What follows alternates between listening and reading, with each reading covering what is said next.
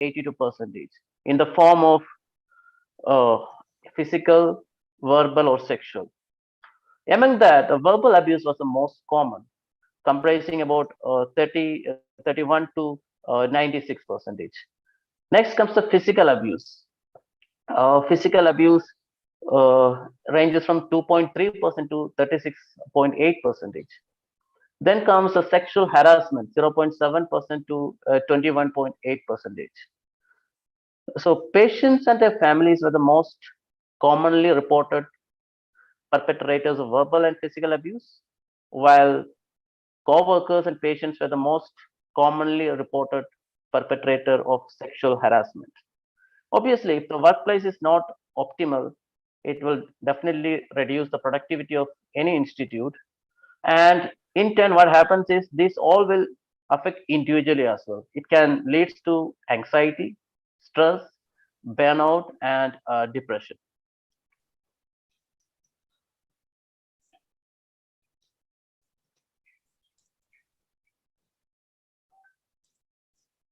Yes, I have some issue in moving the slide.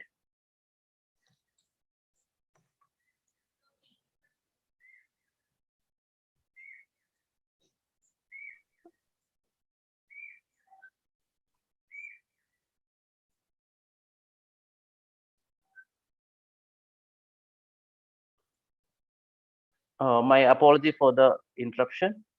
So our question is how we can manage the workplace violence.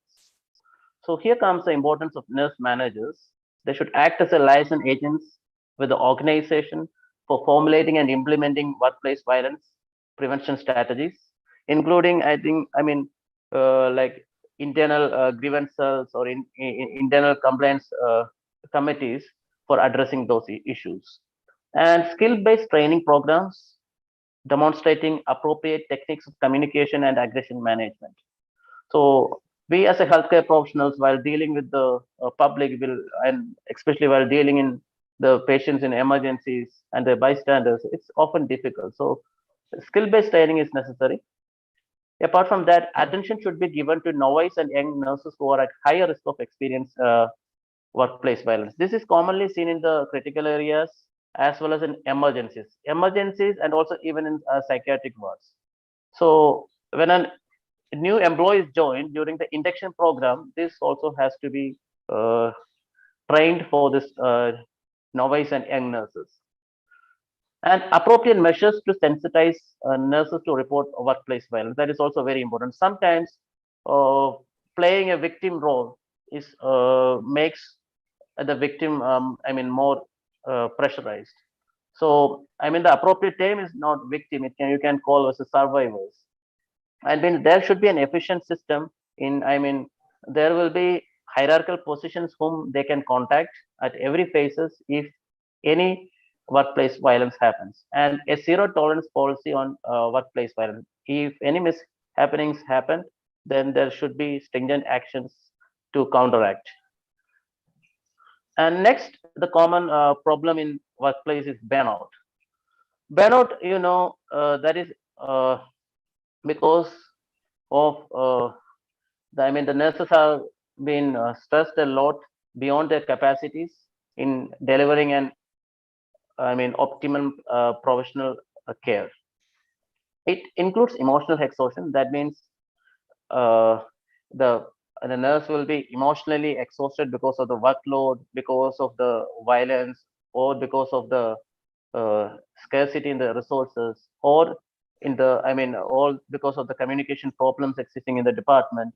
All these can contribute. And depersonalization means, that means it can affect the even the personality of the professionals, because being a professional, it affects their mental, physical, and social and familiar well-being, and they feel like they are not accomplishing their personal and professional milestones. Obviously, the cause for this burnouts are long working hours, experiencing a major stress at work, not having the right team to work with, lack of autonomy at work, and negative psychosocial environments. Burnout has been found to be associated with absenteeism, high turnover rates, low morale, and decrease in the quality of care. Uh, I think this is an issue, so we need to tackle it effectively. So managing burnout, since I mean the person has to take a lot of efforts to come out of it. That means need to set boundaries, where to draw a line, and processing your emotions. That means sometimes there are a lot of emotional turbulence happening because of the work pressure, because of the family matter. So taking one at a time and expressing and ventilating the feelings towards your colleagues, towards your supervisors, or to your higher authority. And even WHO has told during the COVID times that buddy system. That means there should be an effective system among your buddies to ventilate your feelings, share your problems, help each other to tackle this burnout. And putting yourself first is also very important. Sometimes, being a healthcare professional, we are there for the patients. We take care of the patient. We deliver quality patient care. We carried out all the, I mean, uh, requirements required for the patients. So managing, yourself is also very important. Spend time for yourself. Practice yoga and do some activity which really excites you. It can be like watching a movie or going for a shopping, and means whichever means that I mean helps you out to chill. That will really help. And managing your stress. And when if you want to manage your stress, you should identify what are the stresses. That means what are the factors which causes stress in your day-to-day life. So you should differentiate whether it is because of personal problem, or it because of a workplace issue, or it because of a social issue, or because of a mental problem. So you need to see what is the root cause, and you can involve in stress reduction activities like yoga, pranayamas, doing some physical activities. So it will definitely help. And find solace in creativity. So definitely human beings are really creative. So all are creative in their own aspect. So you should find uh, your skills tapped uh, to manage these kind of burnouts. And the third problem is work environment and job satisfaction. There are certain factors which can which can hinder the satisfaction among the nursing professionals. This can be night shifts and factors associated with low level of satisfaction were inadequate staffing, inadequate equipment for protection from hazards. Especially during COVID pandemic, during the initial phases, there are, scarcity of personal protective equipment put them in, some kind of job satisfaction. And this kind of job dissatisfaction is associated with absenteeism and higher employer turnover rates. So this is an indicator for the management or the administrator that if there is a lot of absenteeism and if there is employer turnover rates higher, there is some kind of things that you need to make the employer satisfied, like giving some appreciation during the important events like nurses day, or going for a picnic, or celebrating the birthdays. So this kind of small things definitely encourages the professionals, and they may satisfy with their work. And especially I also want to quote the study conducted by Wagis et al. This is also a meta-analysis published in the Journal of Global Health. And especially during COVID-19 pandemic, uh, globally nurses had reported almost 32% had reported anxiety, 40% had reported stress. Depression was found in 32%, PTSD, that is post-traumatic stress disorder, almost 19%, and insomnia, that is sleeplessness, comprises of almost 38.3 percentage. So there are severe mental issues happened during COVID-19. This is a meta-analysis, recent meta-analysis published. So this is a global, global data. That means they have compiled the data for during this time around the globe. And the risk factors found out that the caring of COVID-19 patients, being a female, low self-efficacy, resilience, social support, and having physical symptoms, sore throat, breathlessness, cough, lethargy, myalgia, and fever. So I have discussed about the, workplace violence, burnouts, then job dissatisfaction, and COVID-19 and mental health. So when you're considering the general management of mental health issues, the focus should be on three thrust areas. Number one is person directed. Number two is organizational directed, and number three is campaigned. That means a combination of both person directed and the organizational directed. So person directed includes adaptive skill training. That is why I told you when a new staff is joining, you need to train the staff for all the skills and also for the specific mental health issues, like reporting the mental health issues. Making them assertive to report and assertive to, tackle those issues from a personal point of view, and communicative skill training. And especially when you're dealing with patients in an emergency setting or bystanders in an emergency setting, you know, there is often a lot of communicative problems happens. Sometimes a patient may be rude, and you need to find ways to be assertive. At the same time, you need to set boundaries so that the communication can be much more effective and there is no harm being done. And social support is also an important factor. Uh, that means, especially during the COVID-19 pandemic, nurses had got a good amount of social support considering the services rendered to the society, and exercise for relaxation. So employees need some kind of exercise. It can be, planned in between the shift, because in many of the institute there are, specific cells like yoga centers or relaxation centers for that. And sometimes, there are certain, professionals who needs some kind of counseling. So that is also, very helpful. So the mental health care professional will deal those four problems. And if there is severe mental health issues, you can always uh, go to a mental health professional for a psychotherapy. And the organizational directed includes trained supervisors and managers for effectively dealing with the patients, because the supervisors and managers should, I mean, understand the issues of the colleagues and their subordinates, what actually is happening, and there should be effective communication, within the subordinates and the supervisors and managers. At the same time to time reporting. And I also told about the buddy system, so that the issue can be solved then and there itself, uh, and it can be effectively managed, and change organizational practices if necessary. And introducing vacation.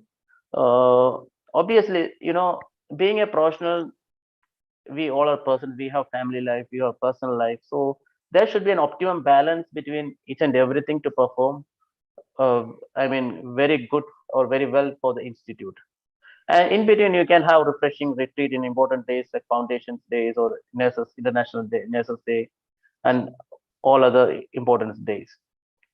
And when I talk about job dissatisfaction, some of the employees really wanted to learn. They wanted to have higher studies. So the administrator should give permission. For this kind of higher studies, which in turn will benefit, as a person and also as an organization, their skills can be utilized accordingly. And performance appraisal. That is very important, because if the employees are not recognized for their work, then the motivation will go. So the external motivation is also equally important, like an internal motivation.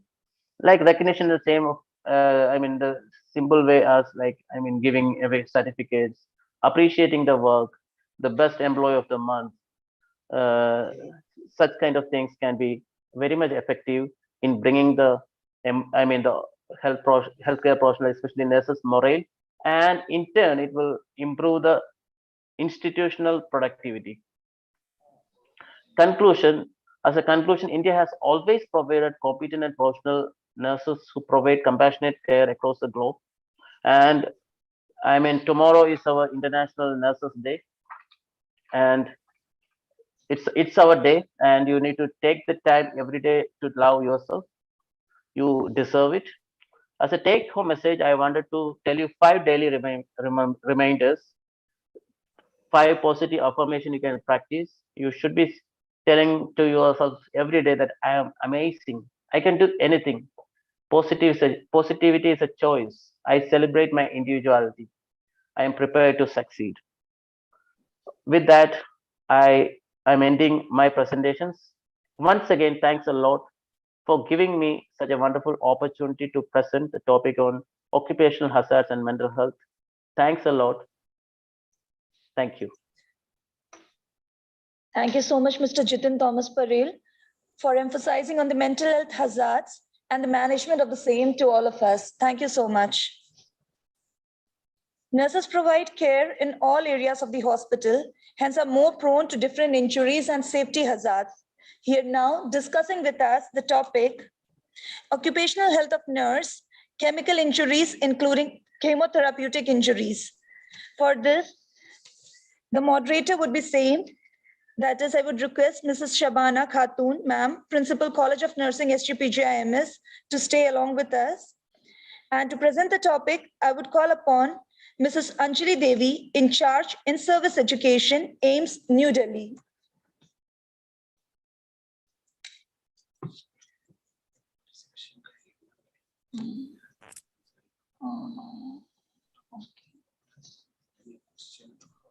Thank you so much.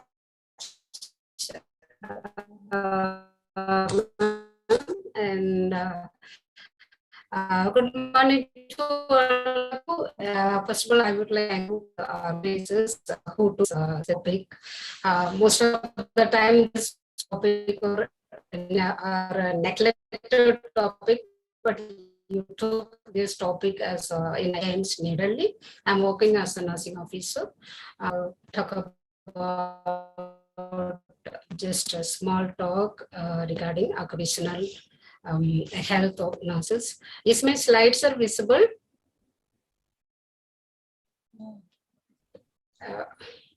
I'm sharing my screen.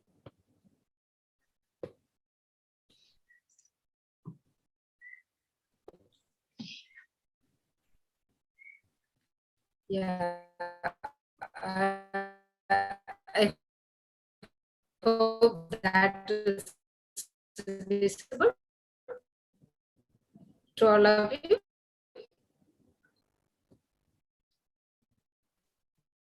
Now it is visible. And make it full screen. Yes, it's visible to all. It's visible. It's visible, and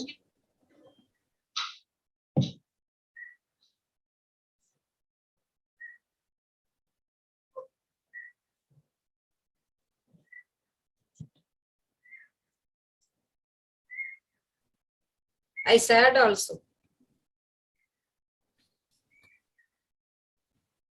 Shall I start? Or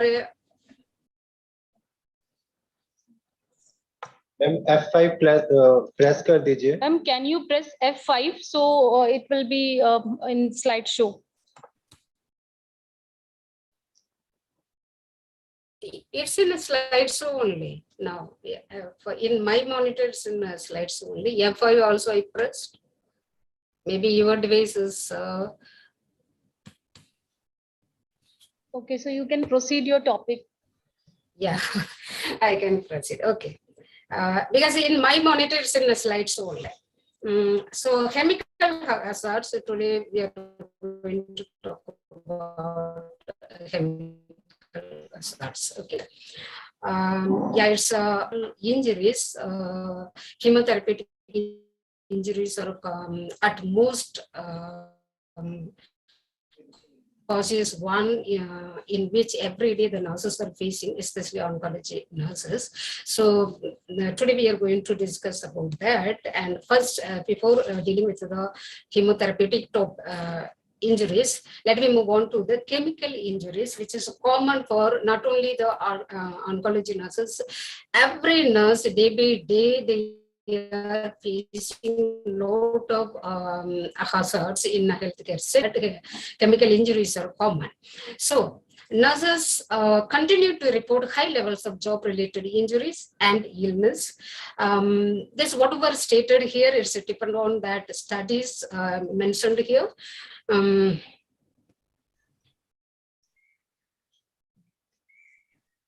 Is it okay? Yes.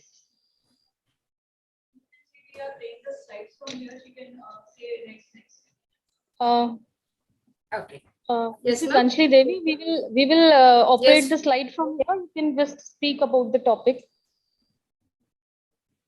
Yeah, Is no it okay? problem. If you feel difficulty, yes, it okay, no problem. So shall I close from my side? Yes, you can close from there. Just a minute. This will stop. Yeah, I'm closing from my side. Okay. Yes. Yeah. So now you can. Are you able to see slides? Ma'am, you No, able to it's see not the slide? operable because. Yes, I'm able to. Just a minute. The introduction slide is shown, isn't it? Can you show the previous one because I'm not able to. Can you show the previous? Yeah, now it's moving, and yeah, I'm able to see the slides. Yeah, thank Okay, you. ma'am. And can you bring it to the introduction, first slide?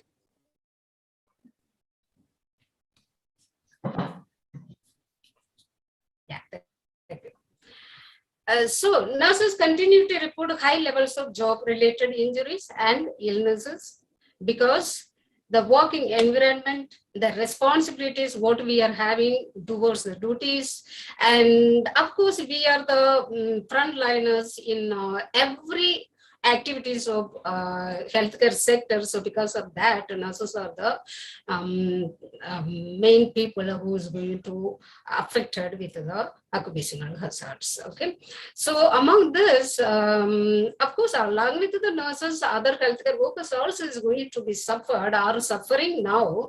But nurses are the frontliners. Because of that, we are facing a lot of difficulties in the healthcare sectors than the other people. And apart from this, disinfectants, sterility products, whatever the gases, medications we are daily basis we are using in the hospital sector, that is the most important common cause for the nurses to be injured while doing the workplace. Okay, next slide, please, ma'am.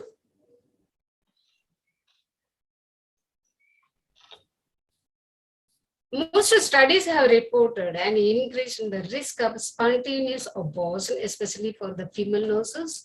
And apart from that, the works of exposed men, it is proven by the studies. So it's a logical factor that every nurse should protect themselves before entering into the hazards, okay, or before handling into the hazardous drugs. So nurses with decades of exposure may be at a risk of central nervous system, that is, either it is a perceptual or a cognitive or motor impairments, whatever it is, but they are going to lose the permanent damage.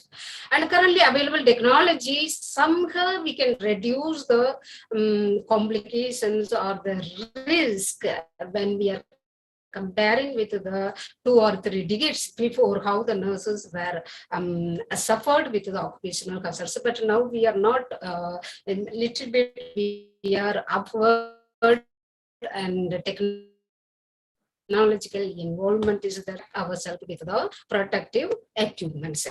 Next slide, please. Next slide, please.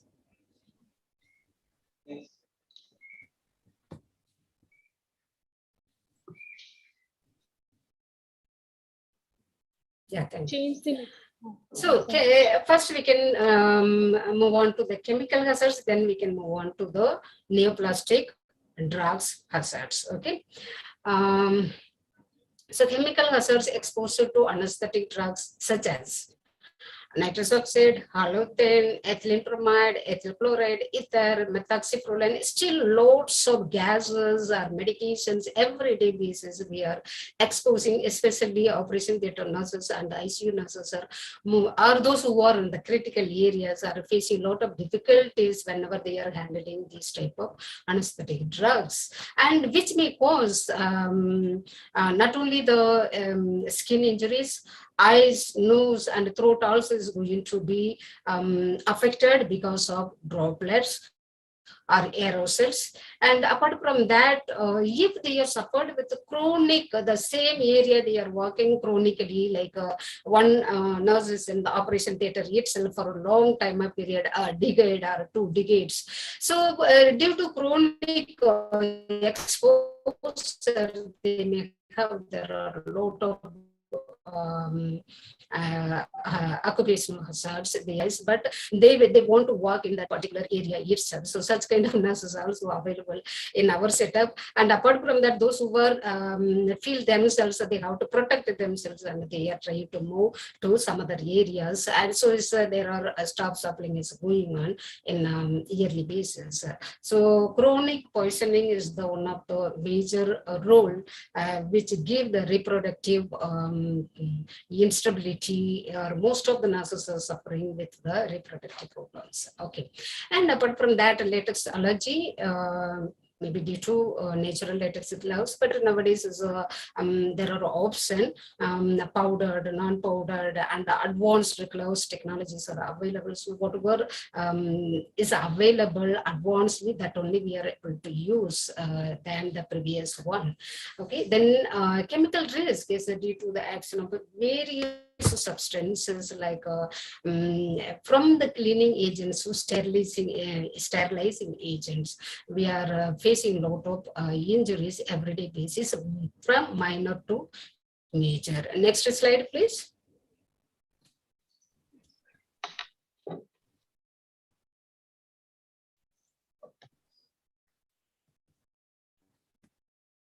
Yeah, this is some of the pics I included here. Those who suffered with the eye injuries, those who suffered with the skin damages. And now you see that there are a lot of injuries taking place, maybe due to complete exposure of the whole body, and due to clouds or fire, chemical injuries. So there are a lot of problems every day the nurses are facing. So some of the slides I shown here. Next slide, please.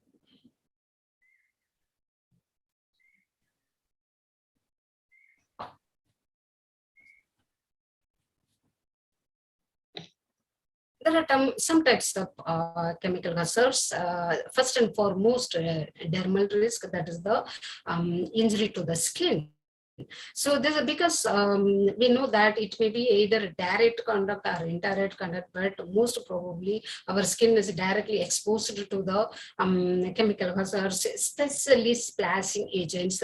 So if that particular staff doesn't wear the protective equipments properly, because most of the time what happen, suppose if they are wearing the only gown, sometimes they left the mask or they opened the mask, sometimes there may not be the proper clothing, or may not covered the head, and swoop over may not be there. So like that improper technique, those who are following, they are going to face a lot of dermal risk. And apart from that, inhalation risk, of course, next to the dermal risk, inhalation risk is there, because in hospital setup, we all know that there are a lot of gaseous agents exposures are there. So because of that, inhalation risk also is there, even if you are wearing the normal 3-flame mask. So because of that, now this is the protocol after this pandemic, everywhere there are N95 masks they are using,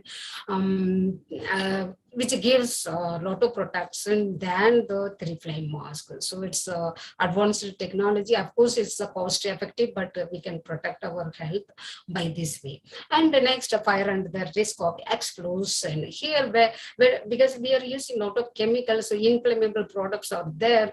But in this, if the labelings are proper and if it is handled in a proper way, we can avoid this type of fire injuries because of the inflammable products, or otherwise what we can do while preparing the drugs. Some drugs are non-inflammable if we are not mixing together. Whenever we are going for the mixing for some other work, so there may be the chance of firing. So because of that, before going for that, we have to notify the label, a date, and what type of product it is, and how much we have to be mixed for that particular task. So this is very, very important to avoid the fire risk. Next slide, please.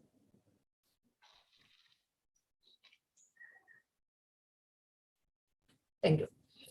Chemical injuries, and apart from the sterilizing agents or anesthetic gases, the important exposure or everyday basis, we are facing the difficulties, especially operation theater nurses. That is the ethylene oxide. That is the it may comes in the radiation injuries also, but this I put in this chemical injuries because this is because of the ethylene oxide.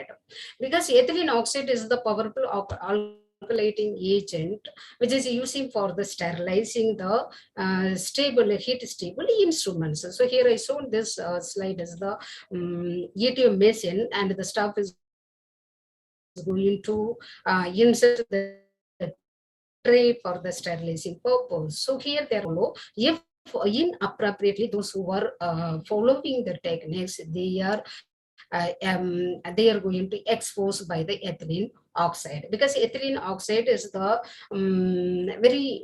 it's like a carcinogenic, and immediately it may give the effect, and later effects also will be there because of this injury. So once the person is exposing for the long term, and because in our setup this is handled by the operation theater technician, but sometimes nurses also want to work with this machine, so that time we are exposing in such cases, emergency cases, or sometimes trays are not available, adequate things are not available. So immediately before the aeration time, we are trying to open the machines, automatically we are directly exposing with the ethylene gas. So because of that, nurses are more injurious to this type of chemical injuries. Next slide, please.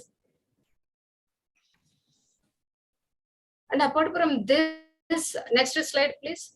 So we in our setup we have a plasma also, but when we are comparing with the ethylene oxide ETO, plasma is will not give much injuries when comparing with that, and work with the plasma is very easy than the ETO. So whenever we are working with the ETO machine, we have to be very careful, and we have to use the protective equipments. So how we can protect? What are the steps are who all are the person involving to take the precautionary measures?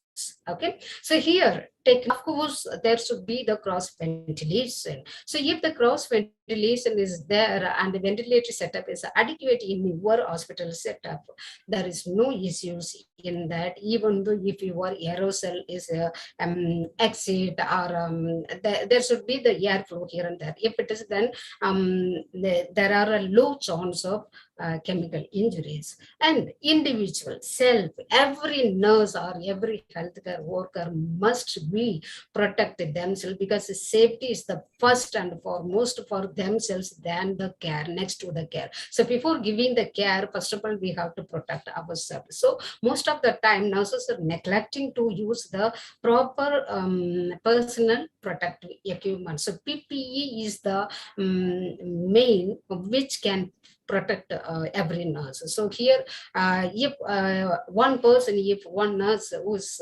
using the PPE in a proper way, surely she or he can protect him or herself from the not only from the chemical hazards, from all types of hazards also. And organizational, what they can do organizationally, there should be the planning, implementation, evaluation process, all the protocols, everything they have to handle in a proper way. and risk assessment every year they have to do in organization setup, and that risk assessment, how much risk was that this year, how they are going to reduce in the next year, and what are the steps they are going to take for that risk assessment reduction, and how they are going to implement it, what type of evaluation procedures they are going to do. So these all those things done by the administration. Next slide, please. So once the administration work is proper, then automatically this message will be transferred to the healthcare workers, and they will be alarmed periodically so they can protect themselves. Okay, and apart from the organization, monitoring is very, very important. From the lower level to higher level, we have to go for the monitoring and evaluation of the particular situation in an everyday basis, monthly basis, and yearly basis. So monitoring will be done by the from the low level supervisor to until the administration level. So when the proper supervision and monitoring is going on in every hospital setup, no nurses will be injured more, maybe less. Here and there is a common, but apart from that, the more number of nurses may not be suffered. They will be careful about themselves. And apart from this reviewing, of course, last year what they did, what was the mistake they found, what was the good thing they found, and the same they are going to implement it in the next year. And what was the mistake they found, how they are going to rectify it, that also they are going to do the planning, and what type of implementation they are going to do for that, and how they are going to evaluate it. Next slide, please. So this is up to the management, up to the individual, up to the everyone, from the lower to higher, everyone is responsible to reduce the chemical injury in the hospital setup. So I don't want to mean only the nurses, even the other technicians, those are doctors, those who are handling, directly dealing with the drugs or the solutions, they also should be aware about themselves, how they can protect themselves. Okay, and some of the preventive measures are there, very simple preventive measures are there, that if we are following in a regular basis, surely we can avoid the chemical injuries as well as the neoplastic hazardous drug injuries also. So what we have to do? Wear the shoe designed for the nurses, and should not be slip up, should not be high heel, or should not be designed. It should be comfortable for every nurses in that smooth workflow. And while handling the shop, they have to be very careful, and every nurse should be responsible for the biomedical waste, because these hazardous drugs comes under the toxic dustbin. So that separate bin will be there for that with the simple, so there only we have to be discarded. And safety instructions should be placed here and there everywhere, wherever the workstation is there, and periodically they have to inspect that particular area and the staff members, those who are working in that particular area. Apart from that, if there are the radiation workflow is there, especially in operation theater, there are on-table X-rays, MRI scan, and the CTs. So MRI, we don't want to do much because there are the red lines, so we should not cross the red line. But when we are, if the patient is undergoing on-table X-rays or a CT, then the nurse should wear the lead apron and the collar. So that, like that, there are some of the protective things are available that we have to use. So first and foremost is the safety is the first.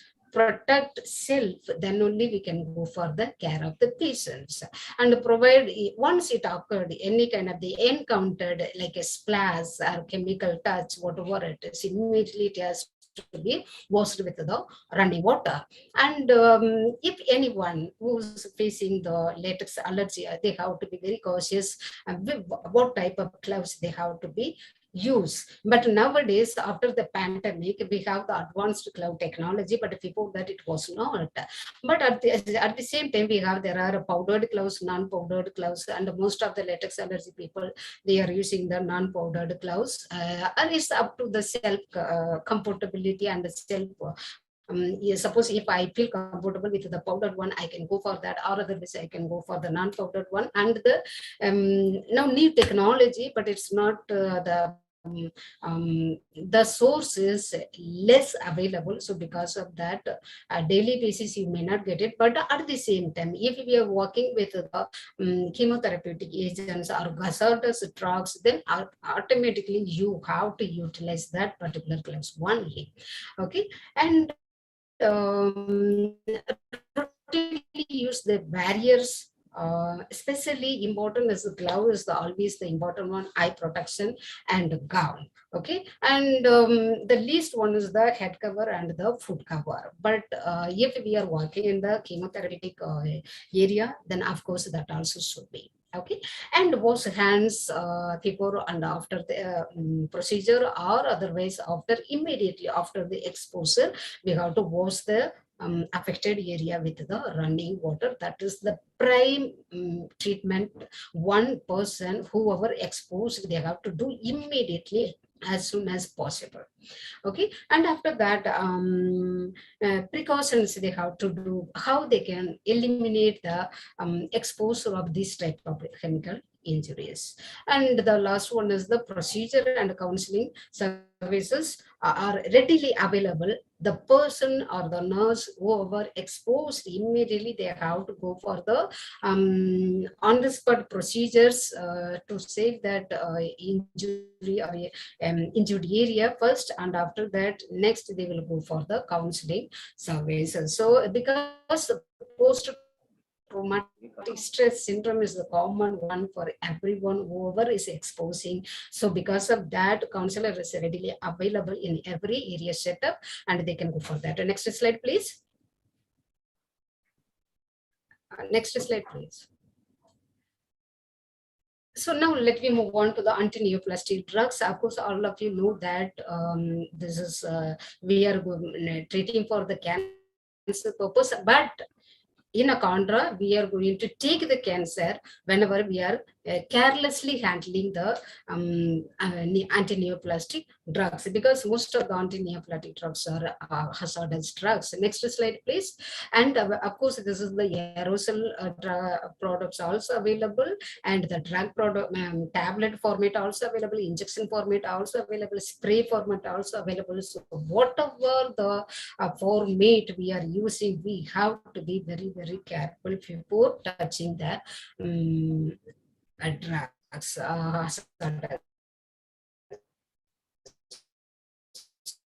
Drugs.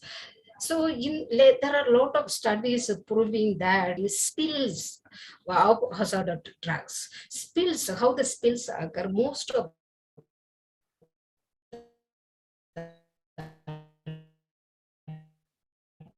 time the spill occur because readying of the medications, then automatically there are spillage will be there. Once the spillage taken place, they are encountered the hazardous drugs. So they are exposing themselves. So exposure, this type of spillage exposure is common. So every nurse must be very, very careful. Of course, we all know this is the life-saving drug for the oncology patients, but not for self, not for the nurse. So we have to be very careful to protect ourselves first, then only we can go for the care. And throughout the care, we have to maintain that protective from ourselves as well as to the patients also.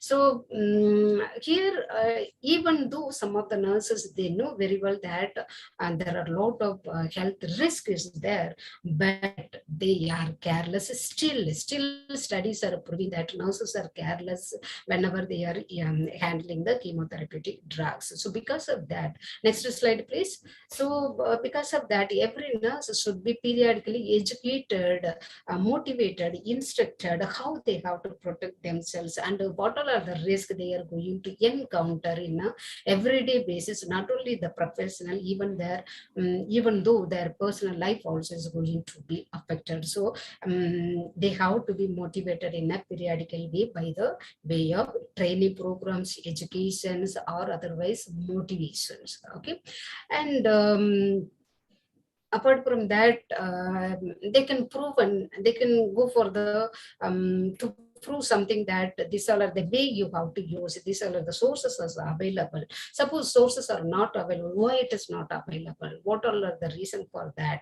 Provide the exact source to protect the nurses. Then only they are able to wear the exact PPE. Then they can protect themselves. Suppose if the PPE sources are not inadequate or not available in that particular, especially it comes in the government sector only. So in case, then they have to go for the noticing for the supervisor, and they have to arrange everything for that before encountering to the any kind of chemical exposure, especially hazardous drugs. It's a very, very dangerous one. Next slide, please. So every nurse mind that this is our future, our family is there, we have relatives, we have family, we have self-life, and at the same time, we have to do the proper duty in the professional life also. We have to maintain, means then we have to be aware ourselves, careful about ourselves. So some of the here how the spillage may takes place and how much what are the things we have to do. So whenever we are handling the chemotherapy drug, first, we have to observe the safety, precautions, and how we are handling, how we are going to administering, and what are the things are necessary for that, and whether before touching the hazardous drug, we protected ourselves or not, especially impermeable gown, double gloving, a head cover, a shoe cover, and completely the gown should be completely covered with the bag, because sometimes whatever the theoretically we studied, but practically it may not be implemented 100%, but at least every nurse should try to maintain 90% of PPE usage should be there whenever we are exposing with the chemotherapeutic drugs. Next slide, please. So every nurse, this is important aspect. Here you see that one example, just to show the example. Nurse is wearing the gown, but that is the permeable gown, and blouse is okay, but that is not a doubled one, and she is without mask, she is handling the patients. So, and in the middle one, you can see that the middle slide, the spillage while loading the drugs, spillage is the common one. And so these are the risk factors are there for every nurse whoever handling the hazardous drugs. So we have to be very, very careful in that. Next slide, please. So whenever we are go for the PPE wearing, now I think that now the awareness of the PPE is almost everyone come to know how to do the donning and doffing of the PPE, because after pandemic, even though before those who were not aware of how to be completely wearing the PPE, now they all aware about, especially in our hospital sector, because of pandemic. And the same is applicable for the chemotherapeutic agents also. So there are some of the 5 points which the occupational. Yes, ma'am. This is requested to kindly come to the topic fast, Yes, because there is yes. time allotted to each and every speaker. So please adhere for Okay, the we time. can conclude. So there are 5 points which the nurses want to follow to protect themselves. These guidelines given by the government. So they have to go for the safety level of the cytotoxic drugs. Next slide, please, ma'am.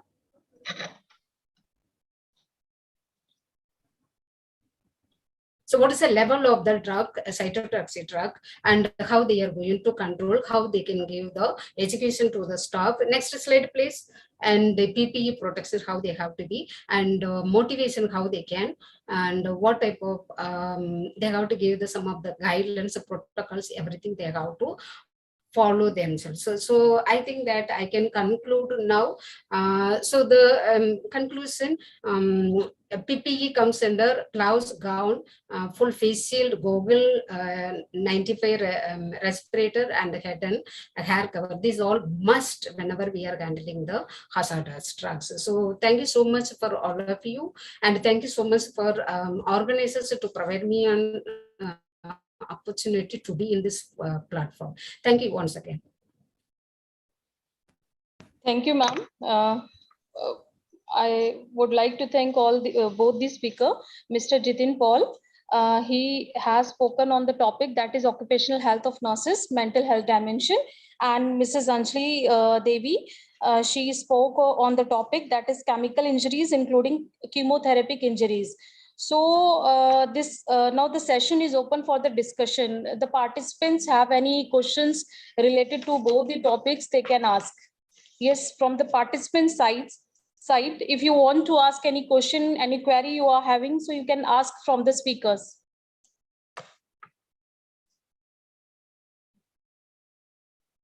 Any questions?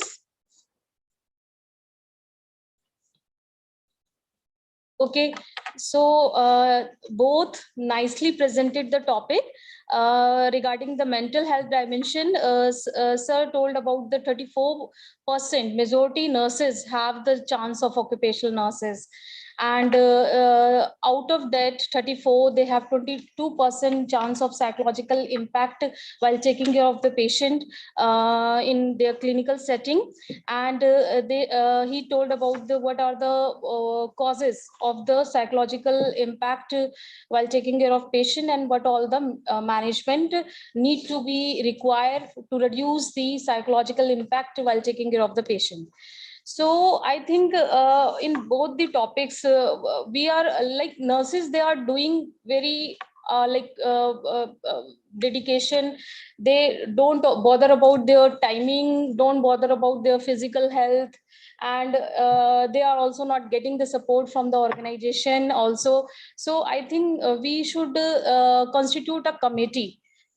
So by these committees, we can emphasize the topics, or we can emphasize the problems the nurses facing while taking care of the patient. Okay, and these the minutes we can put in front of higher authority, so we can resolve the problem related to related to the mental health dimension, or related to the chemical injuries which can facing by the staff nurses while taking care of the patient. Thank you, both the speakers. You have presented very well. Okay. Thank you so much, Shabana ma'am, for moderating both the sessions.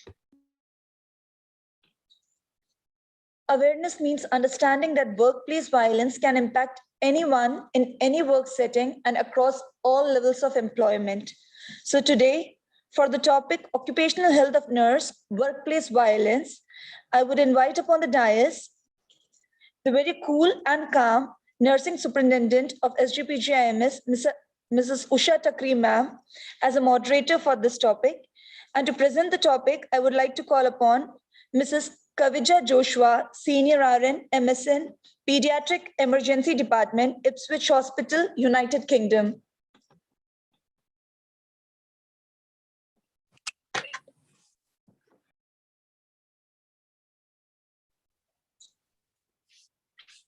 Hello, can you see the slides?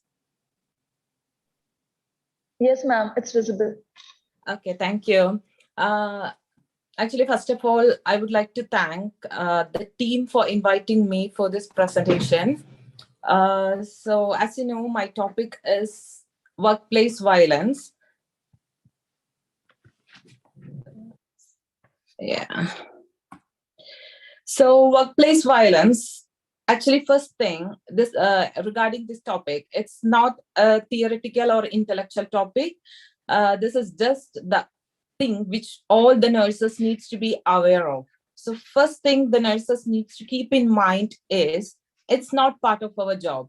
As a nurse, we are not supposed to be like tolerating all the workplace violences which we are facing. So we need to know like what is the definition of workplace violence, if we need to resist all these things. So the definition of workplace violence is: workplace violence is an incident where a member of healthcare staff is abused, threatened, or assaulted in circumstances relating to their work, including commuting to and from the work, and which involves an explicit or implicit challenge to their safety and well-being. So all of us are thinking like workplace violence is only happening in the units or in the wards, but it's not the case, because sometimes the incidents may happen inside the units and the nurses or the healthcare professionals are attacked outside the units also. So all these things are included in workplace violence. So the sad thing is that every day I heard of workplace, every day when I head off to workplace, I worry that I will end up in hospital. If someone of you are worrying regarding the workplace violence like this, you have to put your hands up and let your colleagues or let your supervisors or superiors know regarding that. 1 in 4 nurses has been physically assaulted at work. So do you think it's okay?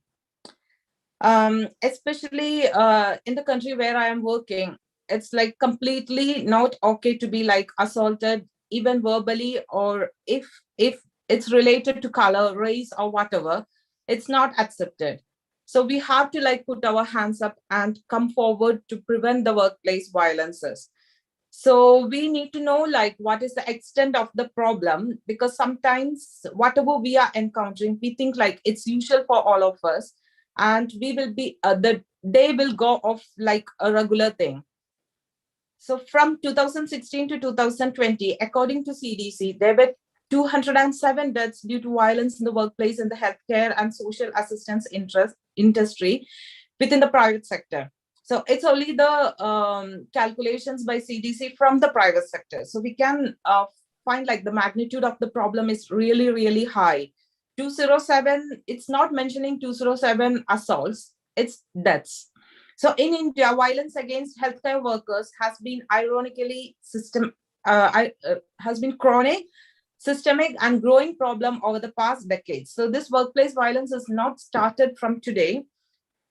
It's over the decades. The thing is like going, but I'm not sure why it's not like controllable. Or sometimes if the workplace violence is happening also, we may not be noticing because we are in busy shifts and we will be thinking like it's part of our life, and we are not like thinking it's a workplace violence. Next is the facts. The facts is healthcare workers are 4 times more likely to be assaulted than other professionals in the general workplace, because we are always dealing with so many people, including the patients who are sick. So they will be like mentally depressed or emotionally compromised. And we will be dealing with the bystanders or those who are accompanying the patients, who will also be in so many problems. So always the healthcare professionals are like more likely to be assaulted or more likely to be attacked, along with the junior doctors. In government hospitals, likely to be more at risk. So working in an emergency department, intensive care unit, or isolated areas also seems to put the healthcare workers at risk, especially during morning outpatient hours and late night shifts. Why this fact is very important is when we are working during these shifts or when we are working in these areas where the patients are more critically ill, nurses also needs to be more careful. We have to be more alert, and when we are communicating, we need to be more cognitively and emotionally dealing the patients and the bystanders. Next, we can see the key factors which leads to workplace assault or workplace problems are miscommunication between the healthcare workers and patients and their visitors. So mostly the workplace violence is in the form of assault or verbal abuse, or sometimes it's physical abuse also. So this can occur sometimes because of the miscommunication, because the patient is knowing what's happening with them, or the bystanders is also not knowing what's happening with them. So this can lead to workplace violences. So always try to communicate or take help from someone who can communicate, because I know where I am working is completely different from what is the setting in India.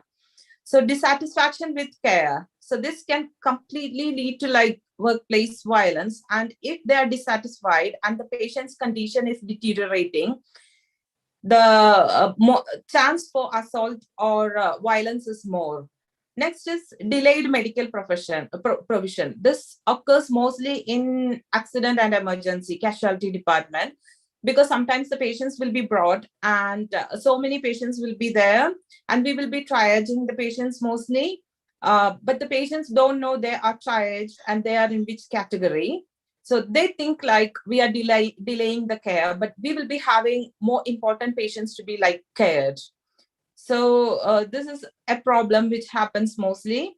And violation of visiting hours. So if we say someone like, oh, this is not the time for you to visit, then most of the bystanders, they don't like, or the patients, they don't like, uh, some sort of revenge or something will build up in their mind, and it will be causing to violence.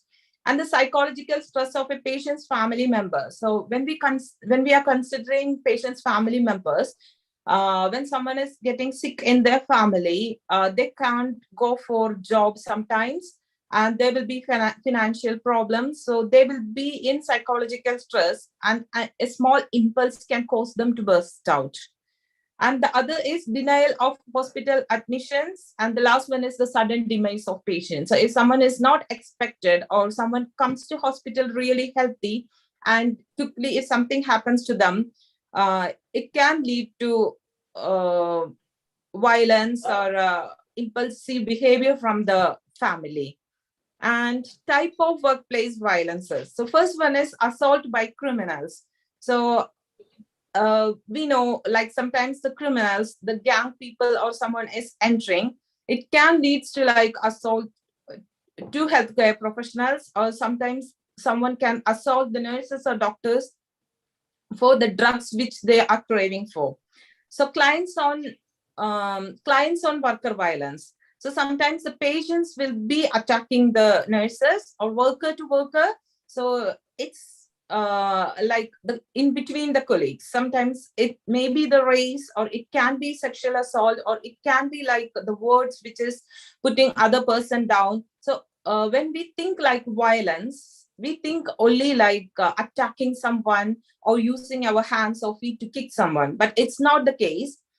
If we are trying, or for example, if a pregnant lady is there and if she is due for a promotion, and it's because of her pregnancy, if something is like delayed for her, it can also become it will be also coming under workplace violence.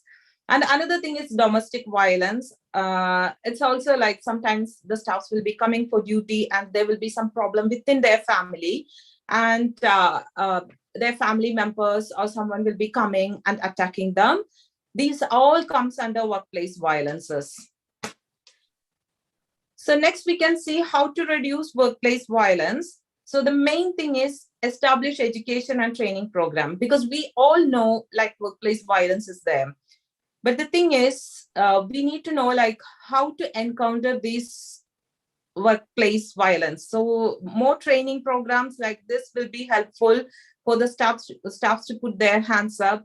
And some of the new staffs, maybe they don't know like which are the workplace violences. They couldn't distinguish between what's happening. And put reporting policies and procedures in place. So I'm not sure about the condition, what's happening currently in India regarding the policies and procedures, but we have strict policies and procedures regarding the workplace violences, and we have right to deny care if someone is abusing us. Even the bystanders or the patient is abusing us, we can report that and we can deny the care for them. I can tell I'm not happy to care this patient, but I'm not sure about the condition there. And reduce the normalization of workplace violence. So sometimes we hear like, okay, this is normal for a nurse, or this is part of my life. No, it's not part of our life. Because we are working under a lot of pressure. Sometimes we will be short of staff, and sometimes the patient's care acuity will be more, but we will be like struggling to finish the cares for the patient. So we are under a lot of pressure, and upon that, a word of appreciation will be helping us.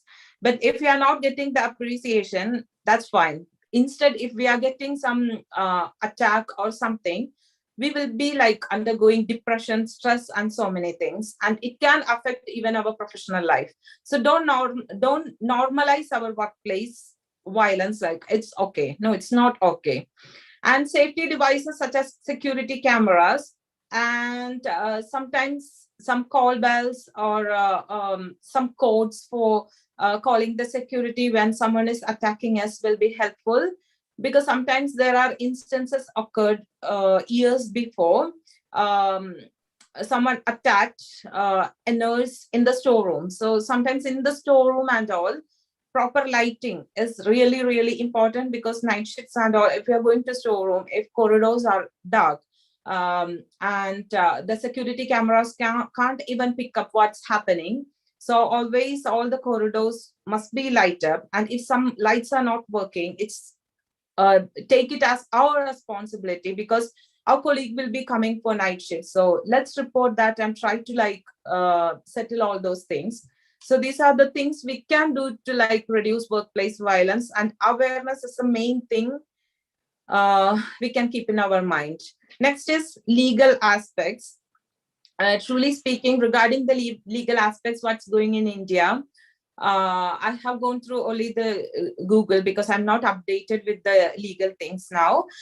India adopted the Medicare Service Persons and Medicare Service Institutions Act that punishes violent people in the healthcare setting. But it's mentioned that 4 states and 5 union territories in India still have no law to tackle violence against healthcare workers. But even where the legislation is in place, it's been reported that fewer than 10% of cases logged under this act reaches the courts after charges are filed. So it's really sad to know, like, even if it's reported, the charges are not filed. So I'm not sure what's happening. So there must be strict legislation. If there is strict legislation, people will think twice before they do something.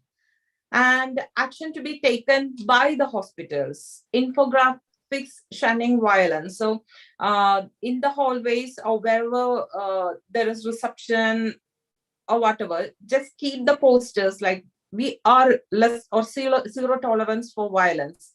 And we can just keep the common things which we are trying to communicate, even in emergency, or the infographics for visiting times, so they will not be confused with the visiting time. So if they so many things are displayed there, the nurses need not be talking to the bystanders lot regarding all those things or argue with them. We can just point the posters there and tell, like, this is the policy here. And proper alarm system, if something is happening, like how we are going to call the security or how we are going to call for help. And improved security, strict weapons prohibition. I'm not sure how possible it is to prohibit weapons which is to be taken to the hospital. But if they don't have weapons, when they are provoked, they don't have something to attack someone. And grievance cells to lodge disputes. So if they have something to tell regarding the death of their loved ones or something, they can approach grievance cell. Limiting the number of visitors, counseling for bereaved families. So definitely laws is really a loss. But the thing is, if they are attacking or if they are violent, nothing is going to change.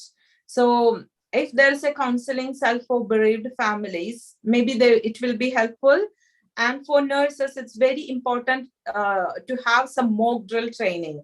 So nurses knows like how they have to act. So what we are doing is, quickly someone will be coming and they act like they are, we think they're strangers, but they will be coming and they will be trying to attack us. So quickly, how we are acting. So we knows like this thing, this is a thing first I have to do. So try to do like mock drills and all.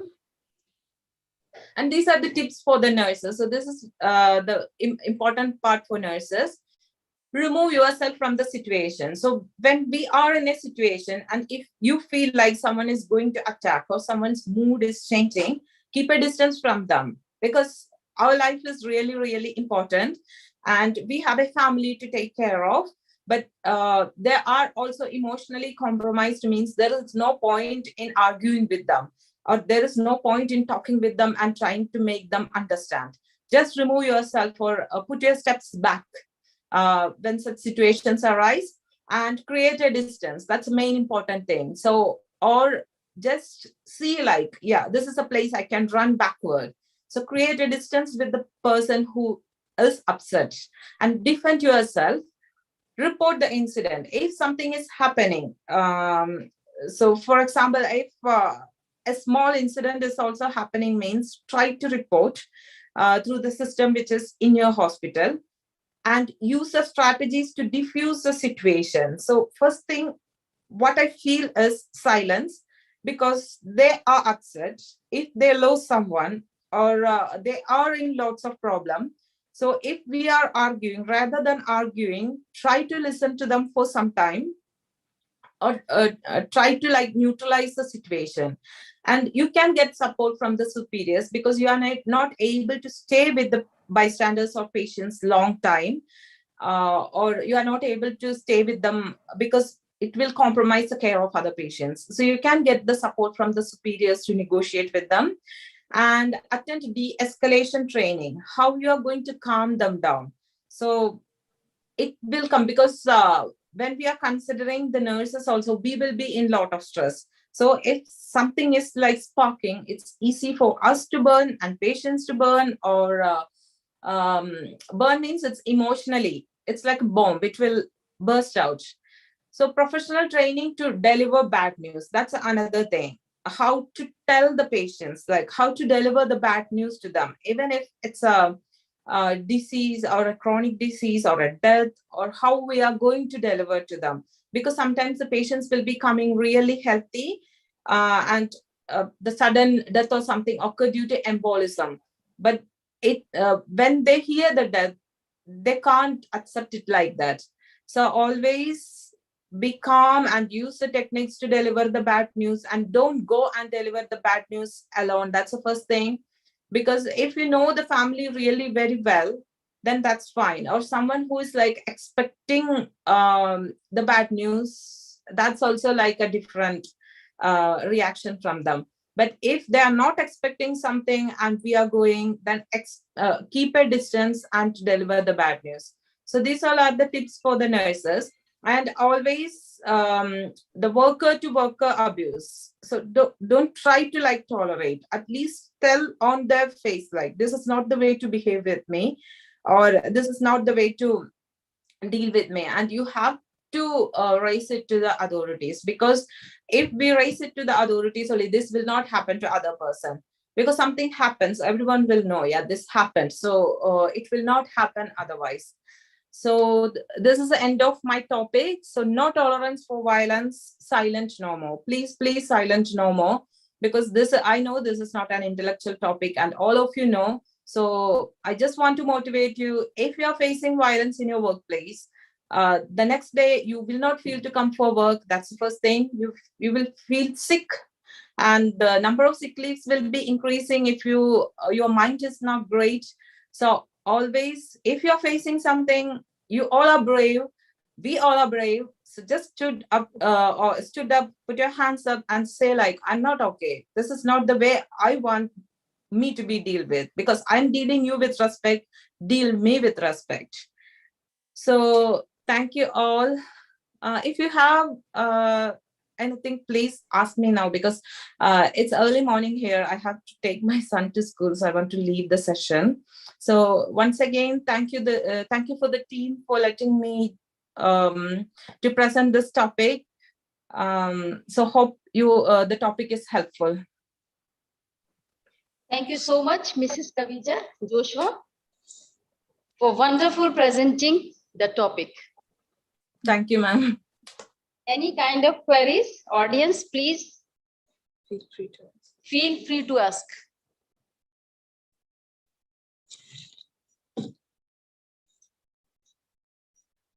No question? Thank you so much. Okay, thank you so much.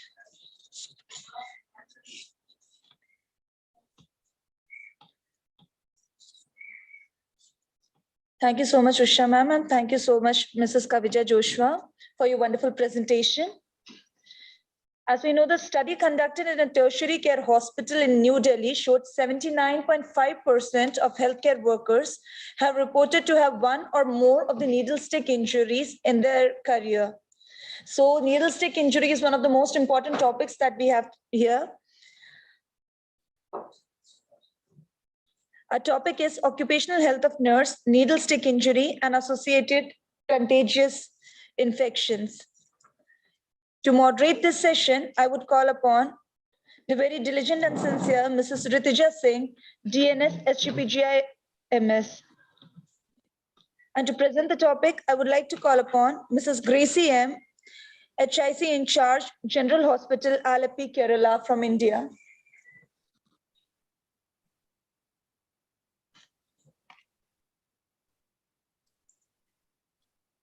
Good morning. Good morning, everyone. Good morning. First of all, I would like to give a words of thanks because this prestigious organization who invite me to participate and orator on this prestigious platform.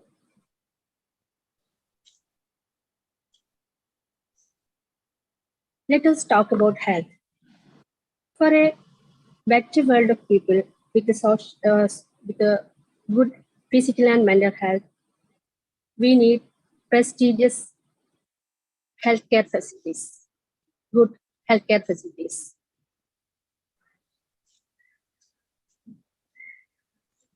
We health professionals, we are the pillars of that healthcare system.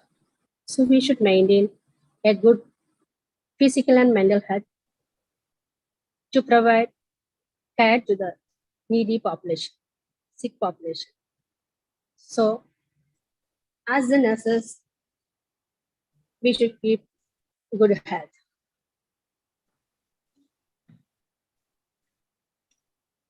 As we all know, we are in the midst of a lot of contagious disease in our working situation. But it can be preventable if we follow correct infection prevention control policies and procedures. We all know in the recent years, we are in the midst of a pandemic, COVID-19.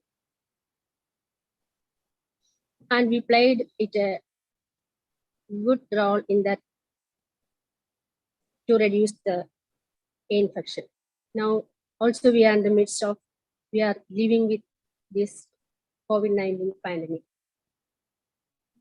Now, at this time, I pray for the souls of who departed to the heaven with the COVID-19 disease. Now, let us talk about management of needle stick injury. I think you professionals, we all are very familiar to this topic. So it's not, it is not a teaching time. It's like a light refreshment only.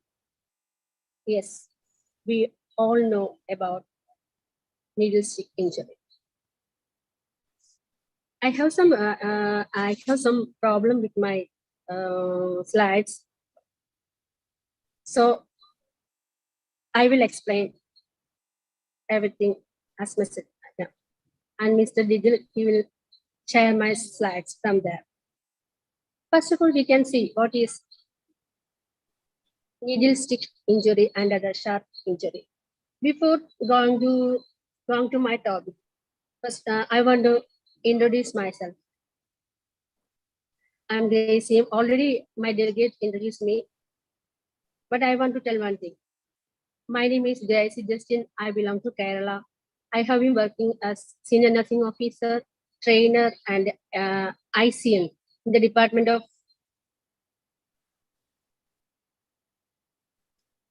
Health Services. That is, I'm working in the government hospitals of Kerala.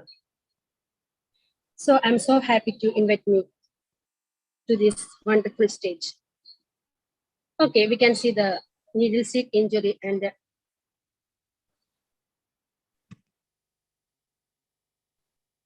needlestick injury and sharp injuries.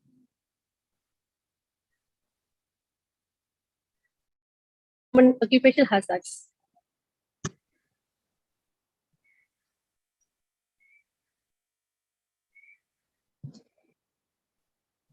These are the common occupational hazards which occurs when sharp instruments such as contaminated needles and sharp materials which penetrate accidentally into our skin.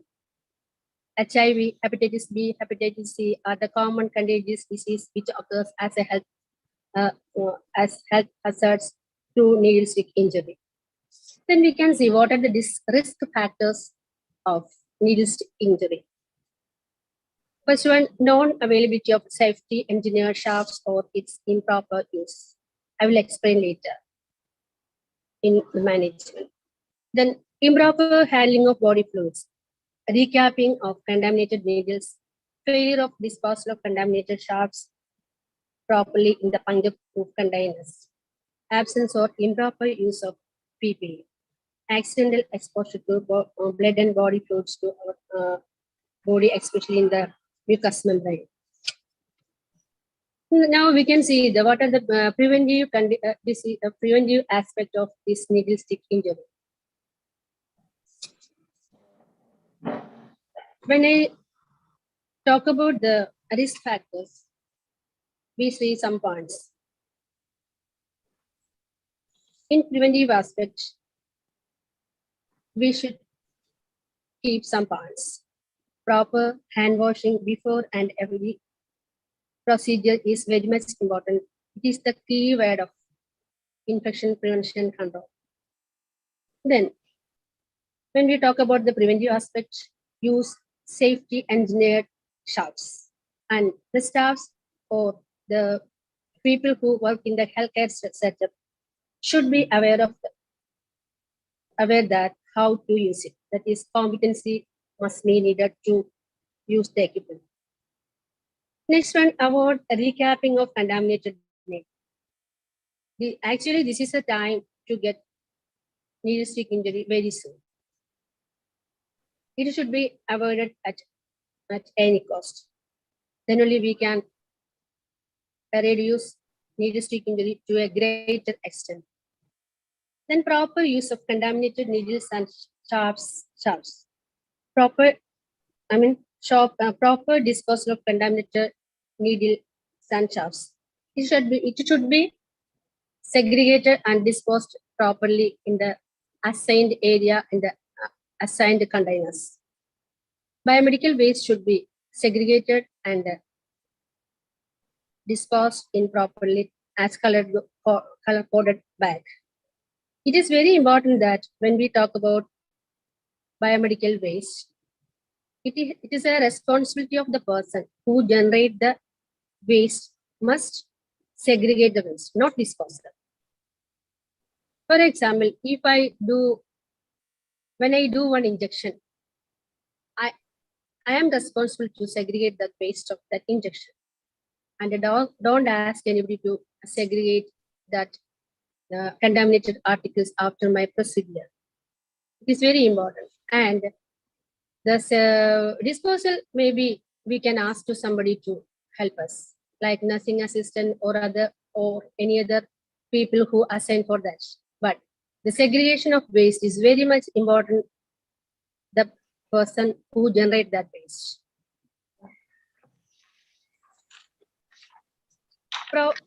Another important measure is that proper training is essential for all people who work in our healthcare sector, because training is the key point which eliminates all types of defaults from our situation. So training. It is a must. It is very important.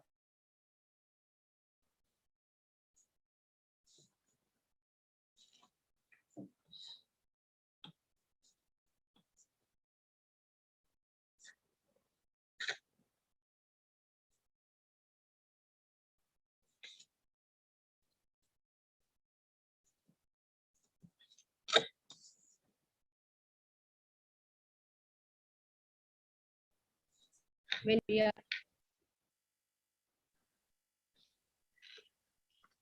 taking care of Needlestick injury. Then hepatitis C is only 3 to 10%, and HIV is only 0.3 to 0.4%. But due to the social stigma of HIV, all people are very vulnerable, very fearful about the HIV. Actually, it is more, this hepatitis B is more fatal than HIV, because this HIV has a long incubation period, more than within 10 years, and we will get enough time to manage our life, and we will get enough time to plan our life according this with this year. But this hepatitis B is more fatal. If it can spoil our life very soon, and it is the main cause of cancer liver in the world. So due to the social stigma, we all are going on this HIV. But it's the hepatitis B is very fatal. Then management of Needlestick injury. When we talk about the management of Needlestick injury, we have some don'ts and do's. So first of all, we can see what are the don'ts of management of Needlestick injury. Don'ts: do not panic. It's very important when we get an injury with contagious needle, contaminated needle. Don't get panic, because if we get panic, we cannot know how to act that situation. So be calm and quiet. Be calm to that situation. Then only we can do anything. Then next point is, do not squeeze or suck the wound. Because if you squeeze or suck the wound, it will speed up the entry of virus into our body. Next one, do not use bleach, alcohol, or betadine or any other antiseptic while doing the cleaning. Then what about do's? Wash hands thoroughly with soap and water, especially under running water.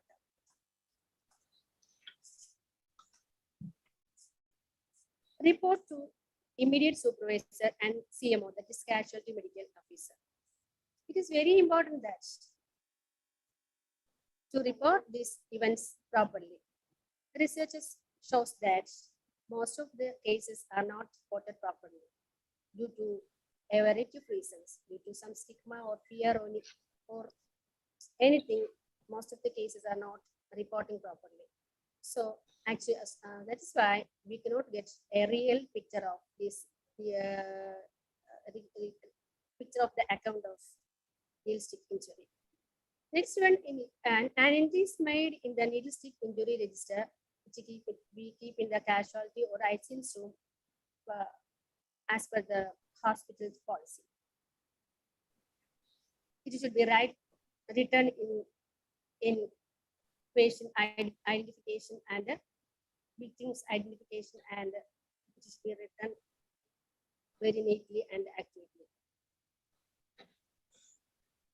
Then we have to do blood work of both victim and the source if we know. The blood workers are HIV, hepatitis B, hepatitis C.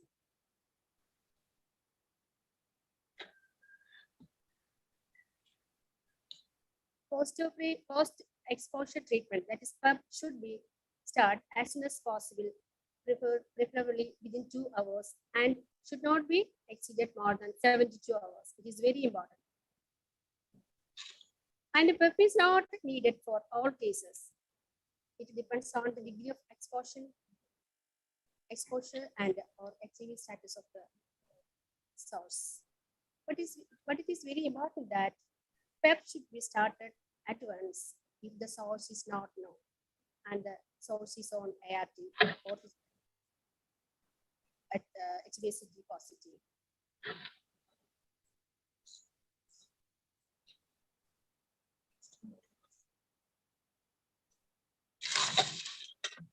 This treatment modality will decide according to the exposure and according to the instruction of CMOs and other preventive medicine departments. When we go through the blood workup, the victim's hepatitis B status, antibody status is not less than 10 milli international units per ml. That person should go for PEP of hepatitis B. We can get immunity for hepatitis B in two ways. We can receive hepatitis B immunoglobulin, along with we can take immunization vaccine also. Hepatitis B immunoglobulin should take 0 and 1 month, and it should be taken within 2 hours of exposure. And the next dose we can take after 1 month. Hepatitis B vaccination 0 to 0, 1, and 6 months.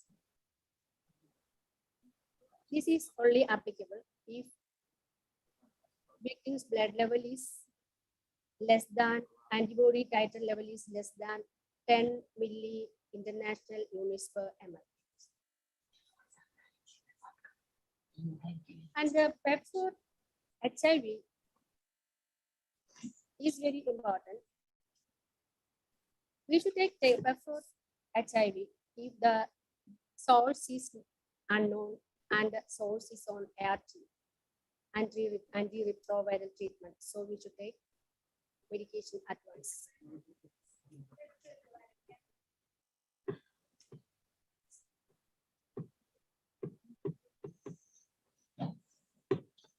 Then it is very important for this procedure, that is counseling. Every counseling should be done before HIV testing for the victim and source also. And if it is positive for any of the viral disease like HIV, HPSAG, especially HIV, we should, I'm talking about the source. The source is positive. When after the test, lab test, we came to know that this this source is positive for HIV. So we have to give medication to the victim, that is our healthcare person. So we should be very careful to give counseling to the victim before starting PEP, because you know this PEP for HIV is very nasty drug. Actually, it is act on cell cycle. So alopecia and eye is very common in most of the cases. And also, it can damage our liver. And there is a psychological problem, upset behind this procedure. So we have to counsel the victim in a very nice way before starting the medication. And we could definitely take care of her. But in our place, before we are getting leave for the duration of PEP, but it is not now. It is taken up from our room. So we are not getting proper leave during this period. If you want to take leave, we will take our leave from our account only. Otherwise, before we will get 15 days special cash leave for the completion of treatments. Anyway, counseling is very much important.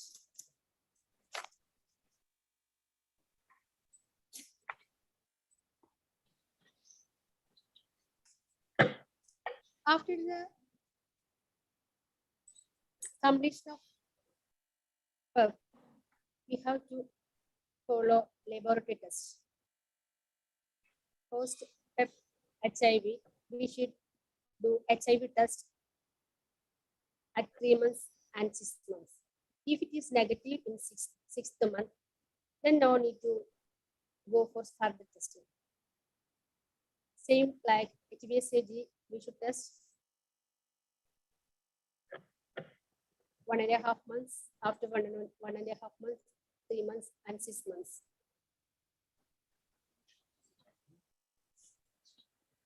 After 6 months, this HbSAg is negative.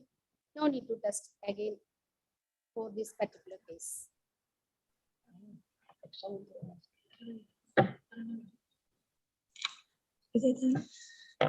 Hello. Please, Excuse me, Grishi ma'am, actually we have less time.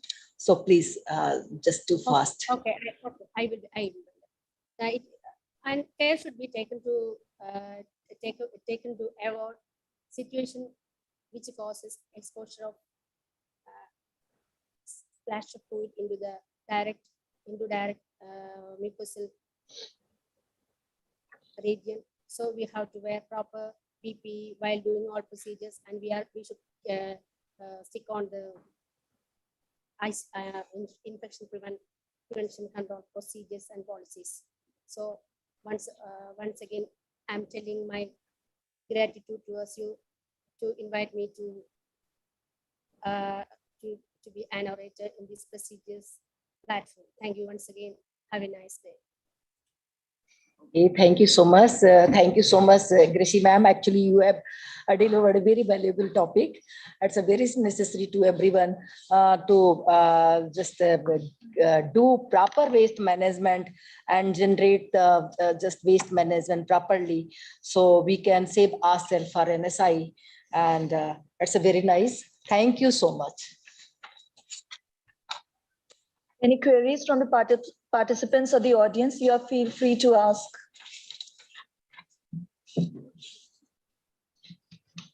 Any queries from the audience? Please feel free to ask.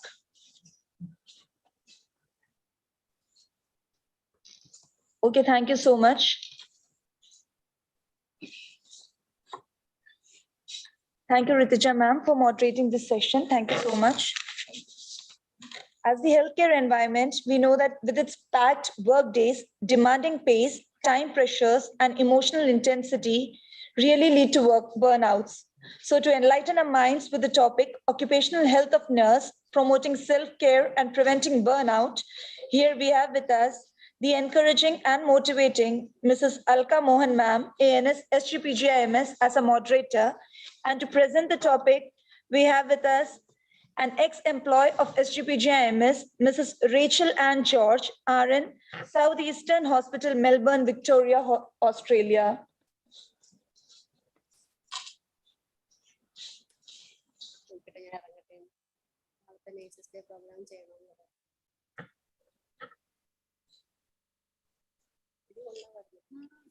Rachel ma'am, it's not audible. You have to unmute yourself.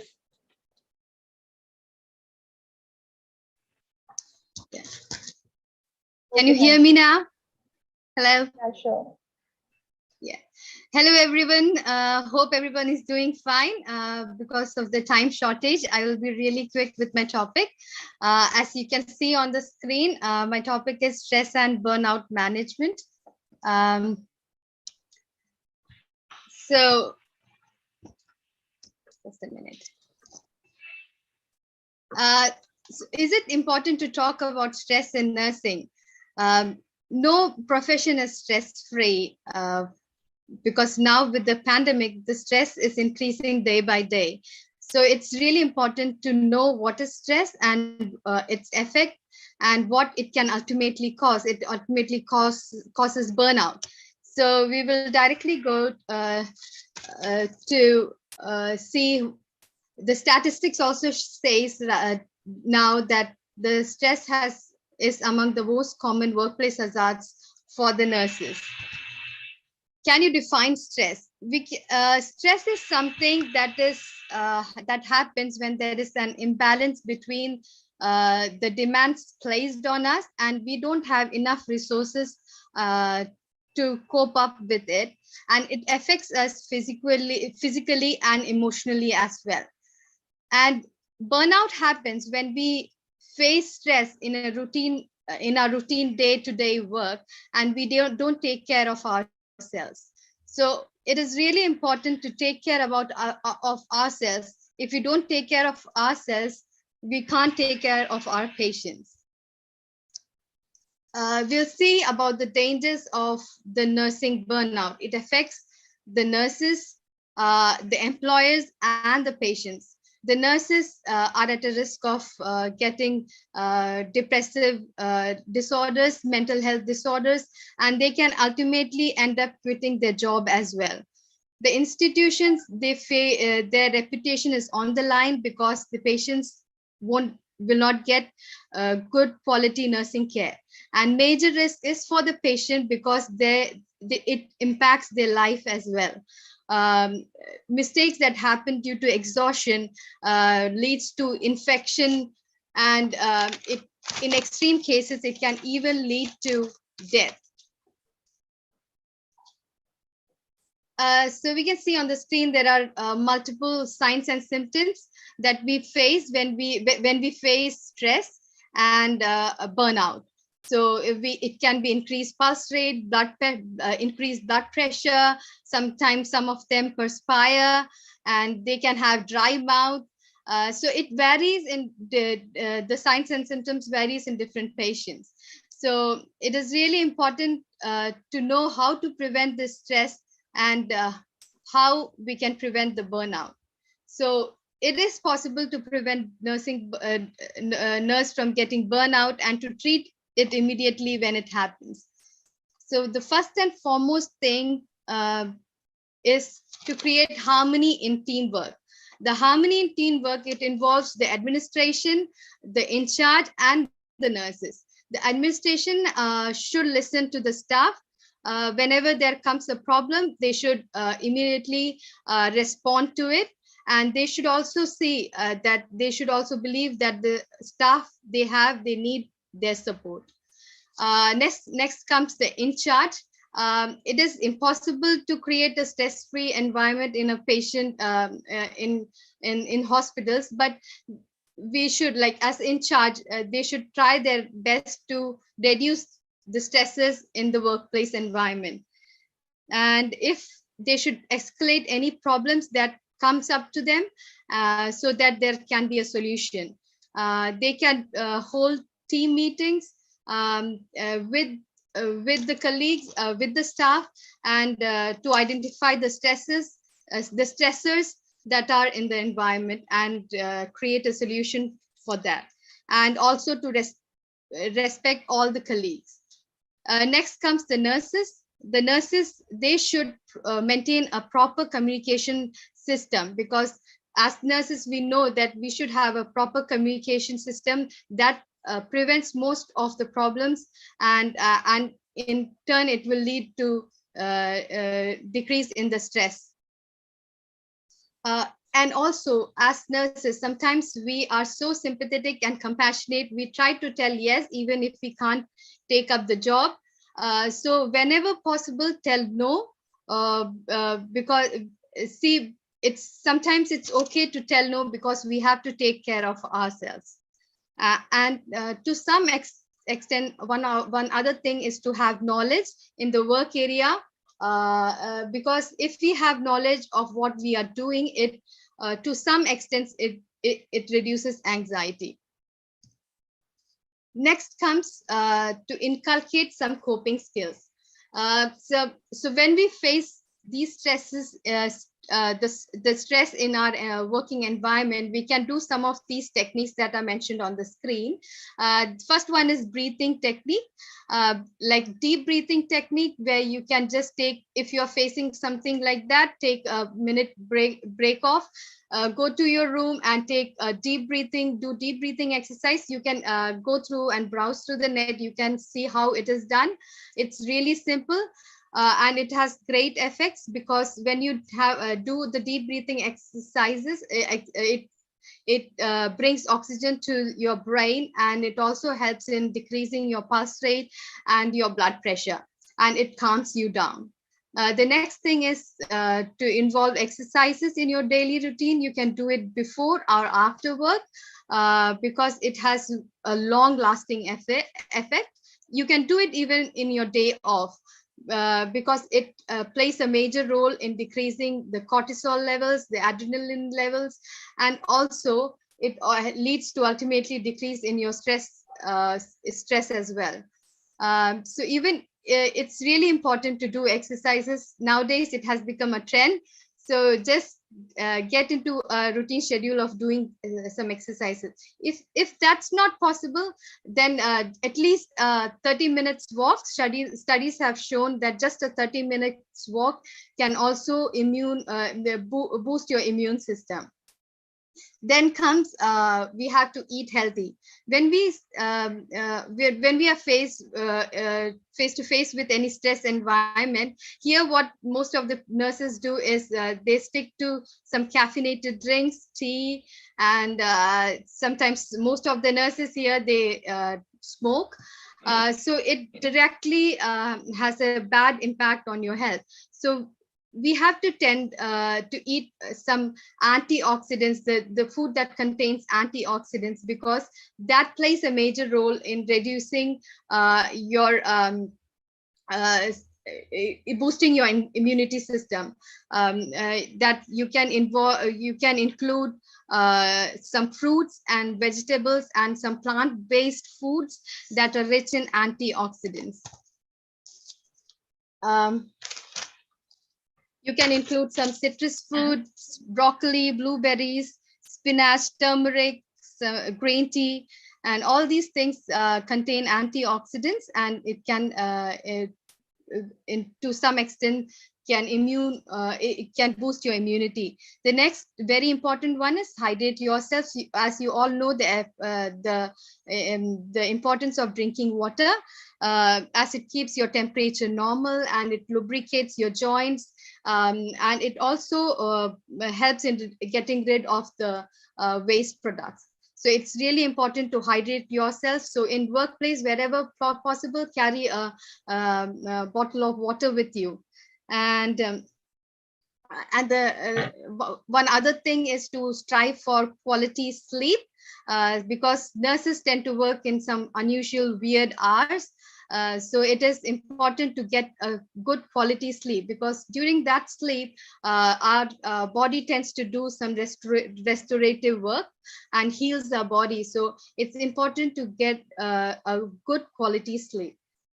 Next comes a very interesting way to reduce the burnout is to find a hobby. Instead of going and browsing through the internet and Instagramming, it's better to find a hobby. It can be reading, writing, it can be journaling, and do something that after you have done it, you can feel pride and accomplishment. The next one is to take breaks. It can be a short break during your work shift, like 15 or 30 minutes break according to your work shift. Either or annually you should or must take vacation breaks, because going to that same environment each and every day, you need to have a change in the scenery so that you can relax yourself. So it should become a must to take annual vacations. And the last one, it's really important to seek help, because if the above techniques don't work for you and day by day the working becomes hard for you, it is very important to seek for help. There are counselors out there. Some of the organizations have assistance group where you can just tell your problems, and it will help you in decreasing your stress. It is not a shame to speak out that you are facing this and you are in stress, because it will help you to come out of that situation. Hope these are the topics, the main topics I have covered to reduce the stress and burnout, and hopefully you all can inculcate these coping skills. Hope you understood my topic. Thank you all once again for inviting me to this webinar. It's my pleasure. Thank you. If you have any questions, you can let me know.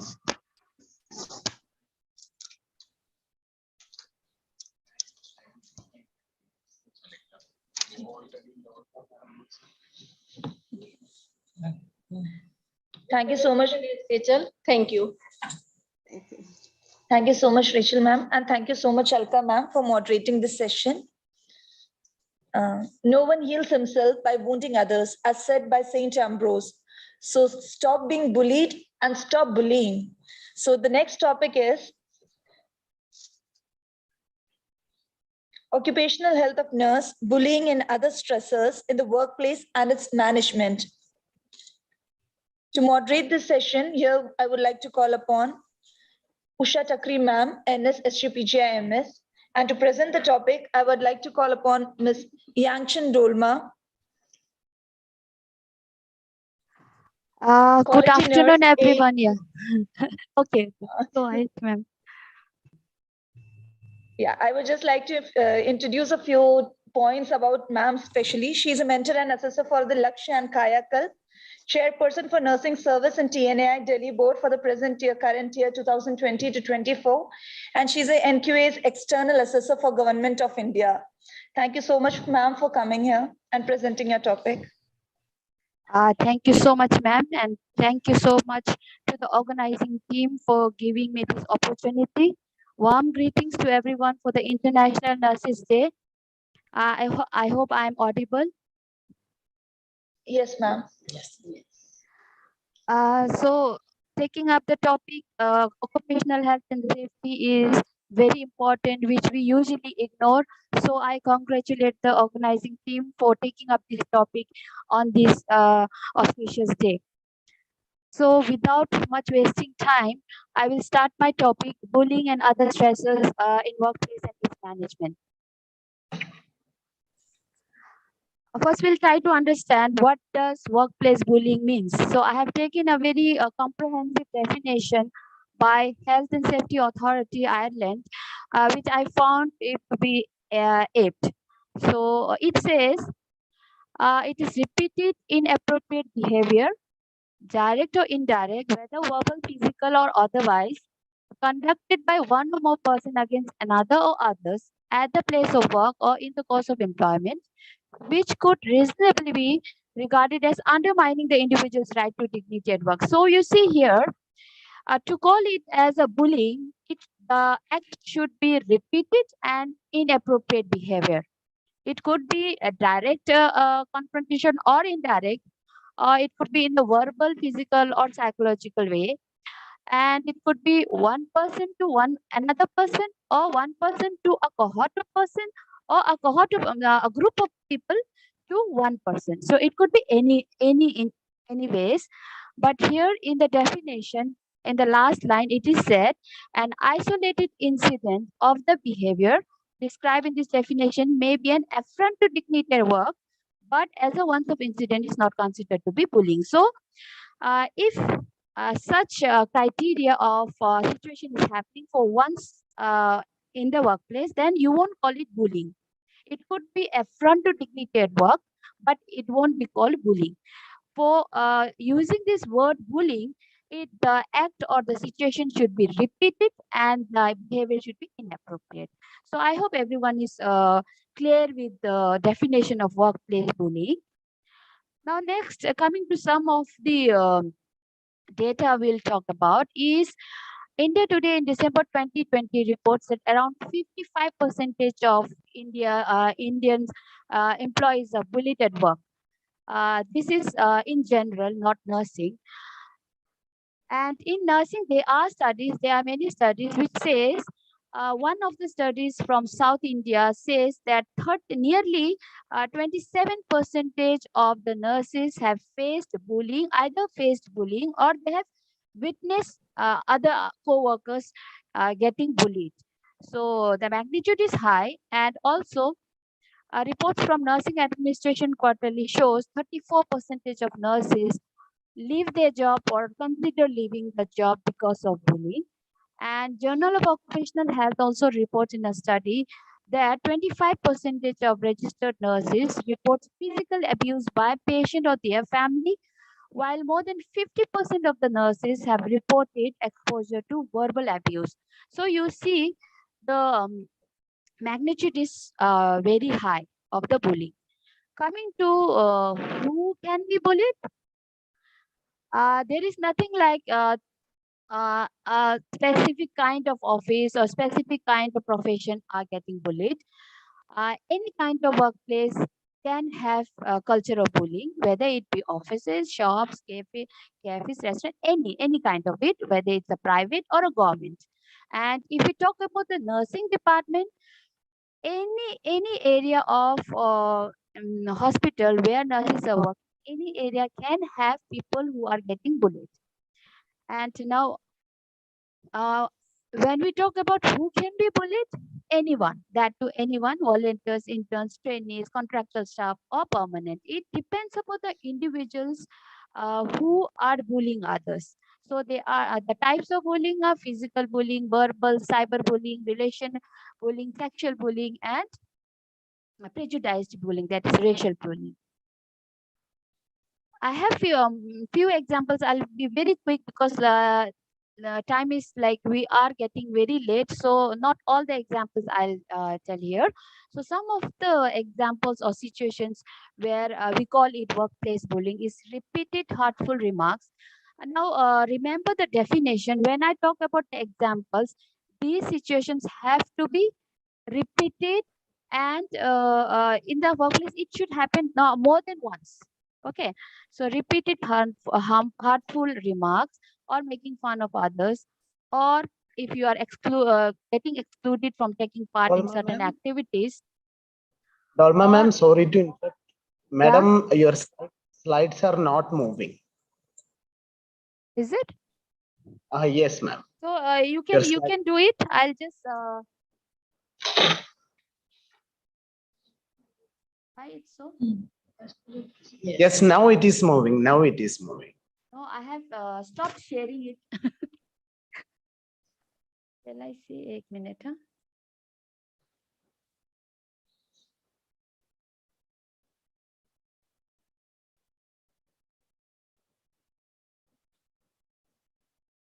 Definition आ रहा है? No, ma'am. Is it moving? So It is in the first slide. Oh. So what you do is you share it. I'll stop sharing. I have stopped sharing. You can share now. Okay, ma'am.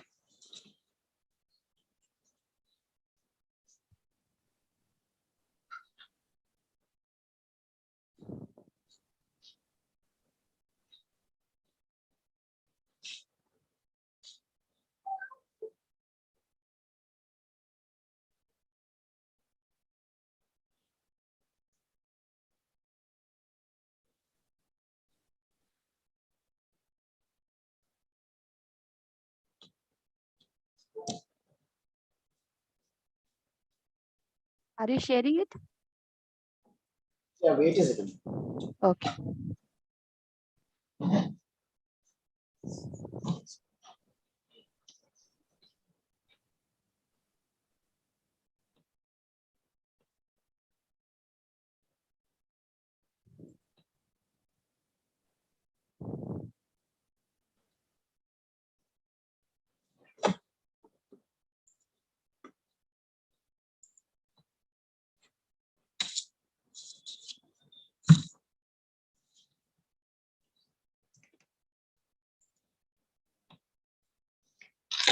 Yeah, shall I start? So this is the definition, and this is the data overall Indian, 55% of Indians. So ये nurses का data. Next. Next. Yeah, so we have finished with it. Yeah, now I was in this example. So some of the examples which I was giving, where we can call it as bullying. So giving you pointless tasks, if it's your boss or something who is bullying you, then giving you pointless tasks that have nothing to do with your job, or giving you impossible tasks that can't be done in the given time or the resources provided. Then deliberately changing your work hours to make it difficult for you, deliberately holding back informations from you. Then physical bullying, that is pushing, shoving, grabbing in the workplace. Then sometimes people try to humiliate you in a and try to make you do inappropriate things in order to be accepted as a part of team. Next, please. Then targeted practical jokes by a group of people to you or one person every time, uh, doing practical jokes to you, and then being purposely misled about work duties, like incorrect deadlines telling you and unclear directions, continued denial or request for your leave. If it's happening again and again, then you can call it bully. And threat, humiliation, and verbal abuse, of course. Now, these two, monitoring and criticism, they we call it bullying when it is excessive performance monitoring. You have to differentiate between performance monitoring, which is the duty of administrative our supervisors, and between bullying you as a excessive performance monitoring. And if it's happening again and again, you can call it bullying. Otherwise, performance monitoring is a duty of our supervisors. Okay, so we have to differentiate this. And then unjust criticism, positive criticism has to be there, but unjust and harsh criticism can be called as bullying if it's happening again and again. Next, please. And bullying may also be discrimination, like if this already workplace violence may be bataya tha. So like because of your age, sex, race, disability, sexual orientation, and religion, if you are getting discriminated and if it's happening again and again, then you can call it bullying. And bullying and violence can be called as abuse.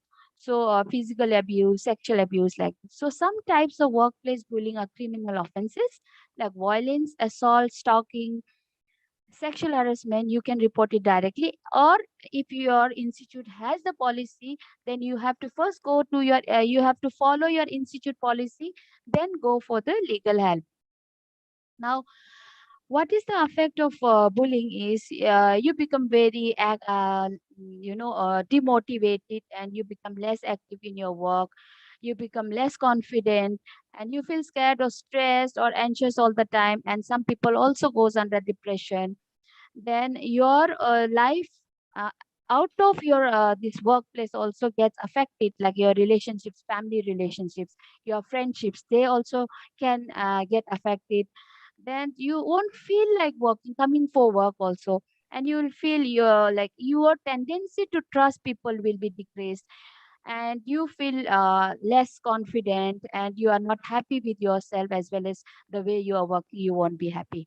So these are the effect of workplace bullying if you are facing. Next, please. Severe impact is like physical signs also can be there. Headaches, backaches, sleep problems, and many other physical problems. And psychological also, like difficulty to concentrate, panic attacks, depression, anxiety, and even at a very high level, suicides are also there. Now, what can be done? First is employer. Now, we need to understand, as an employer or the head of the department, you need to understand that it is your legal responsibility that you need to provide a safe workplace. So for that, in the induction programs and all, you need to raise awareness. Then keep an eye on potential targets and bullies, and adopt a zero tolerance attitude for bullying, workplace bullying. Next, please. Training staff member is very important. Our previous speaker also has Madam Joshua. Yeah, she has also focused on training and providing awareness, policies and procedures also, and zero tolerance to bullying also is very important. Now, in the training, what you need to train as a employer or as a healthcare this head of the department, conflict resolution, skills need to be improved of your employees, and in turn what happens, it will develop the self-confidence, communication skill, and team building skills. So indirectly they will help in lessening the bullying activities in your workplace. Next, please.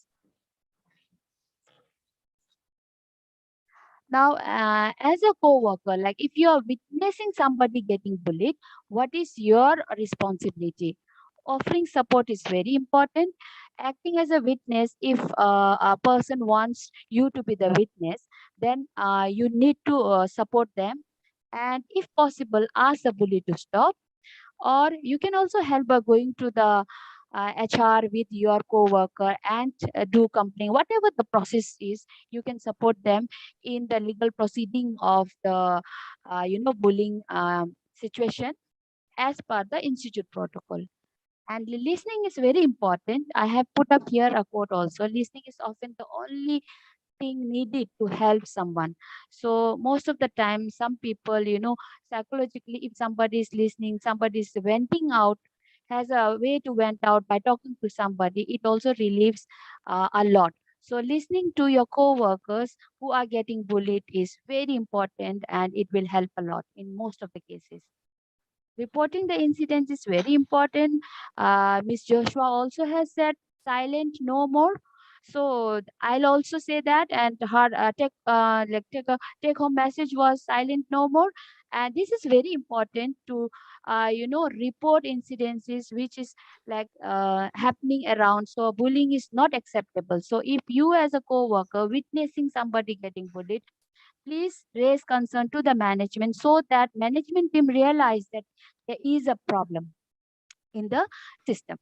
And staying close to your co-worker. So be with a co-worker who is getting bullied. If you can't, confront the bully, so that these bullying activities gets lessened. Because if you are there around with that person, then the bullying activity may not happen. Next, please. Now, for a person who is getting bullied, what he or she needs to know is, first and foremost, is you have the every right to be in a safe workplace. So this is your basic right, that you should be working in a safe workplace. And safe workplace means free from violence, harassment, and bullying. So this is your basic right. And another very important, very, very important psychologically is that you need to understand that there are things you can do and there are people who can help. So if you have that perception regarding the bullying situation, that people can help you, or there are things which you can do, there are things like solutions for this bullying situation, then only you look for solution, then only you'll go and take help from others. So this 2 point is very important. First, you need to understand that working in a safe workplace is your basic right as an employee. And second is that there are things you can do, and there are people in the organization who can help you. Next, please. So now, if you have that perception, these 2 points I have stated before, then only you will go ahead and look for some solution, right? So for that, first and foremost thing is you need to keep your calm. And most of the time bullies do it for reaction, so you should not react. You should not react whenever there somebody is bullying you. You should not react in either way, whether it is like you are getting upset or you are laughing. Some people they use their defense mechanism and laugh around when somebody is trying to bully you, right? So both the things you should not do. To the bully, you should not show that you are hurt or upset, or you should not laugh also. Laugh and because then they get if you feel upset and hurt, then they feel victorious. And if you laugh around, they get more angry and they will bully you more. Okay, so these both the reactions you should not give. Then documenting bullying activities should be done. So keep a track of you. If you are not able to do anything, please document what's happening with you. So keep a track of all the bullying actions in writing. Note the date, what happened, when did it happen, at what time it happened, and what actually happened, and who were the people around when this happened. These things you should keep a track. Okay, for bullying to tell, you need to have more than two same, like such situations at a go, like more than two incidences. You, if you have, then only you will call it bullying, right? So that's why documenting all the things is very important. Next, please. And if you have any physical evidences, like if you get a message or a email or any comments on social media, whatever it is, please save it as a physical evidence. So when you are going to report it, it will help you. So if there are documents that can help prove that you are being bullied, and report the bullying. Now, next is when you have those documents, Naini, pehle wala. Back. So reporting is very important. So reporting, you should follow the institute policy first, as I have said before also. And if you don't know the institute this policy, then try to talk to your immediate supervisor. If that immediate supervisor is bullying you, then someone higher to it, or your colleagues you can ask, those who are more senior to you, or no, those who have more experience in the workplace. You can ask them what is the process, or you can go to the HR department and ask also. Okay, yeah, next. Confronting the bully is important. When Joshua said silent no more, that means you need to confront the bully, right? So if you know who is bullying you, then bring along a trusted witness like a friend or a co-worker who is willing to help you and who is willing to, be the witness. But when you confront the bully, be calm, direct, and polite. Don't react and don't raise your voice. So normally, evidence says that those who bully others possess low self-esteem. They have their own psychological issues, and they have their own background issues, like maybe life experiences and all, because of which they are bullying others. So try to be calm, direct, and polite, and try to confirm the bully, but in front of some witness. And then review work policies, like in your organization, what is the organization policies, like whether they are committees or not. Like, for example, we have our grievance committee in our institute, welfare committee in our institute. And if it's a racial bullying, then we have other, like NGOs or any other organization who is working for that. If it's a woman, because of the gender biasness they are bullying, then you have the women's activists are there. So likewise, you need to see what kind of bully it is, and then which organization or which authority is the best or appropriate way to approach. Next, please. And then we have now, for the nurses, we have the nurses union. So they also can have, welfare committees in the nurses union, and they also take up our grievances. So, and professional associations, lots of professional associations are there these days. So if you are a member, that's why it is very important to become a part of some association of professional bodies. Like in nursing, Trained Nurses Association is the apex of all the professional associations. And in the union, your own hospital union, you should be part of it, so that whenever you have certain grievances, then you can, if you are member of that organization, that union or that association, then only you can approach them, and your representative of that union or the association will be able to offer some guidance or support you how to deal with this bullying. So, and seeking legal guidance is also good, but then legal action may not be always possible. But a lawyer or any legal advice can have, they may have like specific advices for you to, like, how to deal with it. So it is always if you want it, if the bullying is very, like the degree of bullying is very severe, then of course you can seek legal guidance as well. Then reaching out is very important, very, very important. Reach out to others, co-workers. As I have already said in my first slide, that there are people who will help, right? There are things you can do. So if you reach out to others for help, then only the doors will open for you to solve the problem. So co-workers may be able to offer you support, and talking to your family members, talking to your friends about bullying can also help. Professional help, if you are psychologically very affected, then you need to explore ways to cope with the effects of bullying. You need to take professional help. And in some of the cases, bullying can also contribute to depression and thoughts of suicide. So in order to prevent these severe level of mental problems, you need to seek help timely, and you need to talk to your colleagues. Don't think that everyone is useless. When problems are more, then you tend to think, it's a human tendency that you will find everyone as not of use. But then you need to make up your mind and think. The two very important thing is, first is working in a safe workplace is your basic right.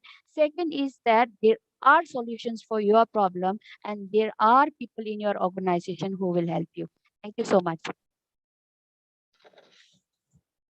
Thank you so much for beautifully presenting the topic. Dolma ma'am. Any kind of queries, audience, please feel free to ask. Any question? I think they are, No, yeah, the time is no getting, now it's time for lunch. So maybe everyone is very hungry. So no questions. Okay. Thank you so much, Thank you so everyone, much, for Dolma having ma'am. me. Yeah. Thank you so much. So much, ma'am. Now, as we are running short of time, we'll make it a bit quick. So having our next, thank you so much, Usha ma'am, for moderating this session. Next, I would call upon Mrs. Ritija Singh ma'am, TNS SGPGIMS, to moderate the next topic, that is occupational health of nurses, radiation, exposure injuries, and associated illness. To present this topic, I would like to call upon Mr. Sarun Jose, RN perioperative nurse specialist, Queensland Health Ramsay Healthcare from Australia.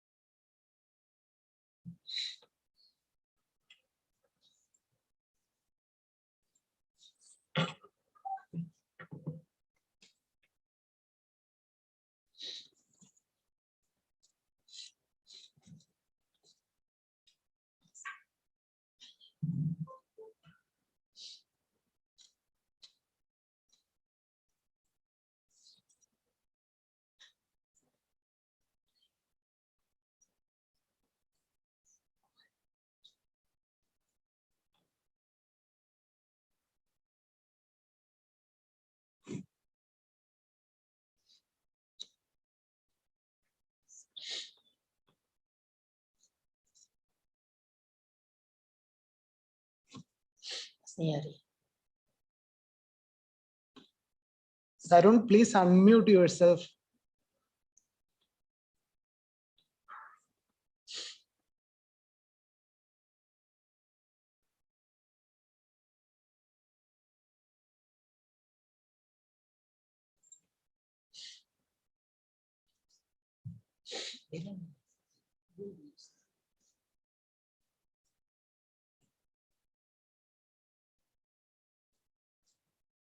Sharon, please unmute yourself.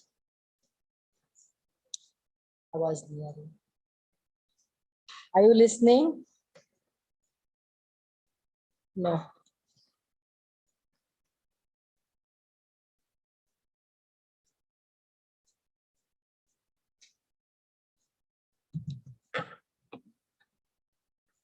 Mr. Sarun Jose, we would request you to unmute yourself.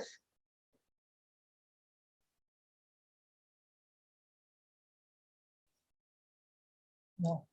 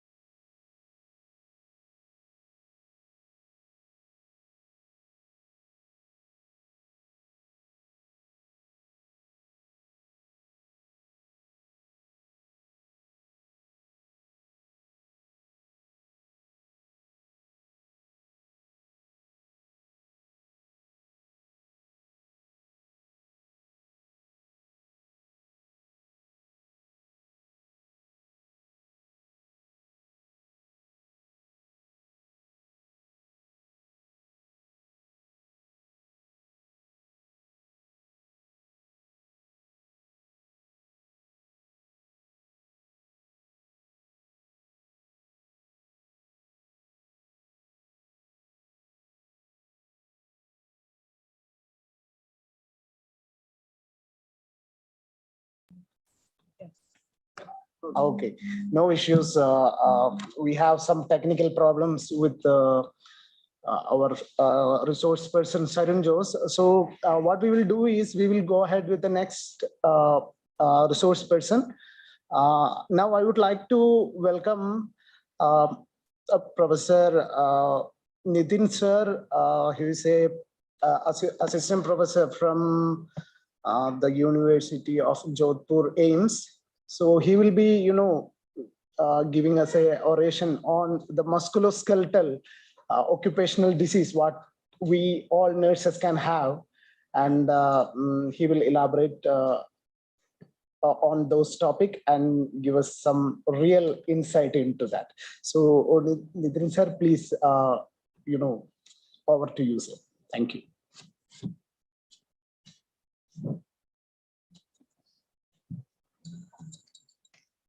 Sir, again, the same problem, sir. You have to unmute yourself.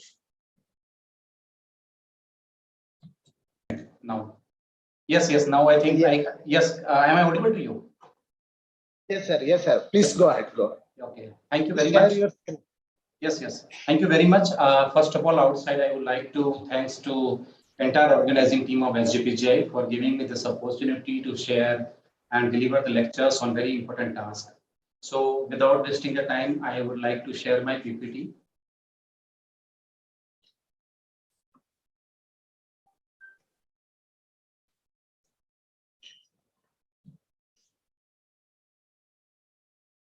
Okay, so I hope the PPT is visible now. Yes. Yes. Okay.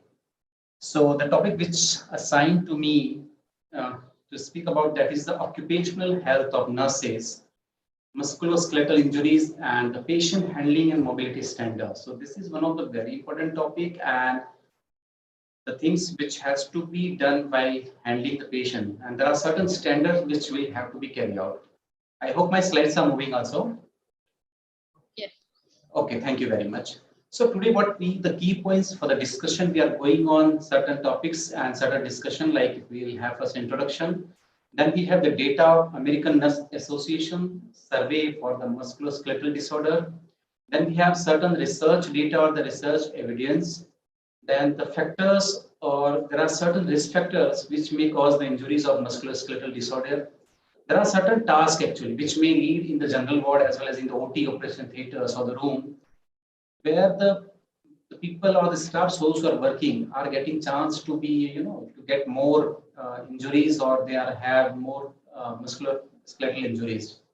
Then we have the national standards. There are certain principles, and the patient handling and mobility standards are there. And we'll see if we follow that all the standards, then what the benefit the nursing staffs will have. So I'm going to talk about this, all the key points on these topics. So occupational health, why we are talking about this, why it is important? Is it really important to talk about occupational health? Yeah, because if you are not safe, then the patient will not be safe. So always you have to think about our health, how we can prevent from the injuries, how we can prevent from musculoskeletal disorders. And once you will be fit, then obviously you can carry your strengthening procedures, the fitness will really prompt others to do the good task, and it will help patient also. So your patient safety is primary, then patient safety. In June 2013, the American Nurses Association has released the Interprofessional National Standards about safe patient handling and movement. Experts from more than 25 professional organizations, business and healthcare system participated in the development of this standard. So initially that was the plan by the American Nurse Association, and they have create or make the standards, and many more organizations were involved in that. And as we are talking, I'm talking about the musculoskeletal disorder. This is a cumulative trauma disorder, those physiological illnesses which may develop over a period of week, month, or even year due prolonged mechanical stress imposed on the musculoskeletal system, resulting in injuries recognized as physical ailment or abdominal condition. So this musculoskeletal disorder, this is not a day one process. Maybe for the longer period, may have strenuous activity, for prolonged mechanical stress, standing for the longer period, and it may cause the injuries. In 2018-19, the United Kingdom lost an estimated 6.9 million work days due to work-related musculoskeletal disorder, accounting for 29% of all days lost. So this survey was done in 2018-19, and they have observed that because of this musculoskeletal disorder, many of the people, they have lost their days, they were not able to join the duties. And one survey was done in Ireland. In Ireland, the Health and Safety Authority has done this survey in 2020, and they have reported that health sector recorded work-related injuries of 21.4%, the highest annual rate of work-related musculoskeletal disorder recorded in date in Ireland. So this is 21.4 is a huge data where the staffs are, just because of musculoskeletal disorder, they are not able to do their duties, they are leaving their jobs, and many more problems what they are facing. There's a health and safety concern. There's a data which is produced by the American Nurse Associations, and they said there's a disabling musculoskeletal injuries account 62%, and this data are many, many more actually. If we account that 62% people, those who are suffering from musculoskeletal injuries, is a huge number. 52% of nurses complain of chronic pain, back pain. Out of the 62, if we consider which injuries are more, or the musculoskeletal part is more, so 52% nurses are complaining of back pain. 12% leave nursing because of back pain, because they are having severe back pain, they cannot able to see, they cannot able to stand. Because of this reason, 12% of nurses are leaving the job. So you can understand how much important to prevent this injuries. 20% transfer to different unit because of back pain. Sometimes they'll take transfer because many of they are working in OTs, many they are working in the ICU. So they used to transfer, they take transfer in the OPDs also. So this is the 20% of the number, and back pain is the leading cause of disability, those under age 45. Because as we know, the age is grown, there is a physiological changes will be there. But if compared to the less than 45% of the age, the back pain is the main leading cause behind it. There was a survey, as I told you about this. This is a 62% reported that musculoskeletal disorder, where 56% people say that they experience pain because of musculoskeletal disorder that was exacerbated because of job only. So here the nurses are telling that out of 62%, those who are suffering, 56% because of job only they are having disorder, and out of this 56%, 80% reported pain because of musculoskeletal disorder, but continue to work despite experience the frequent pain. So you can understand after having several pain also, if they are doing their duties, then how much difficult it is. There are chances of error will be more, chances of more injuries will be more. So this data is clearly indicating that the patient handling or the preventing of the nurses from these injuries are very important. One of the papers is published in 2021 only, and they are showing the relationship between musculoskeletal disorder and work performance. And directly it is indicating that the people who are working are having the more and more injuries. They are having correlations, they are positively correlated, and they have shown the data that analyze the relationship between musculoskeletal disorder, risk factor, and the score showing the 6 times and 3.25 higher rate, especially those who are working in the clinical site or those who are working in the, as a nursing staff, working to the emergency unit, working to the intensive care unit and general ward. So comparatively, if we go the people, those who are higher at the risk, obviously those who are working in the emergency department and the intensive care are higher compared to the general ward. This is also one paper has been published in 2020, and they were saying it was in Saudi Arabia, work-related musculoskeletal disorder in nurses working in the Kingdom of Saudi Arabia. And they said that out of all the participants, 63.8% indicating that they are having or they experience a discomfort during the last 12 months just because of lower back pain. And 50% were having the shoulder pain, 48.9% were having upper back. So you can understand this data is directly indicating that how many of the nurses are suffering from back pain just because they are not maintaining the body mechanics. They are having any other problem also while lifting and moving of the patients. So nurses who experience pain, what happens if they are experiencing the pain? So they will not be productive or less attentive, because we know that if they are having pain, they cannot stand for the longer time. They cannot, do the certain procedures. They can not stand for the longer time, and they'll not be attentive. But because their focus will be at the pain, because they're having back pain, shoulder pain, so they will be more attentive toward the pain compared to the patient's care. So they'll become less attentive and less productive, more prone to consistently make mistake. As I told you, because if the attention will be deficit and there is no attention while doing the procedures, and because of the pain, so chances of getting errors and mistakes are more susceptible to injury. They can have more injuries because, as I told, because already they are having back pain and again they are doing some strenuous activity, then chances of getting more injuries or pain are higher side. Maybe more likely to make mistakes that affect the health and safety of the patient and co-worker. Because if you are not able to concentrate, if you are not able to do the things on the time and not able to stand, then there are chances of making errors are more, and this error will directly affect to the patients and your co-workers also.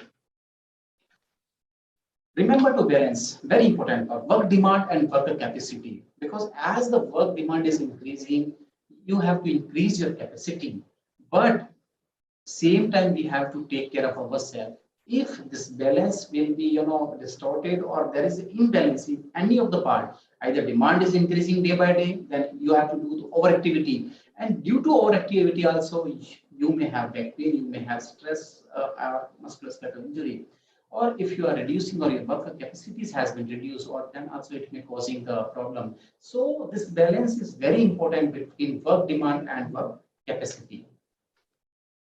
Factors causing injuries to health. We have multiple factors. So if we'll focus on the factors and if we'll try to stop this, then obviously we can prevent this musculoskeletal injuries, back pain, and everything we can. So first, there is occupational stressor, because staff nurse is working in critical care area.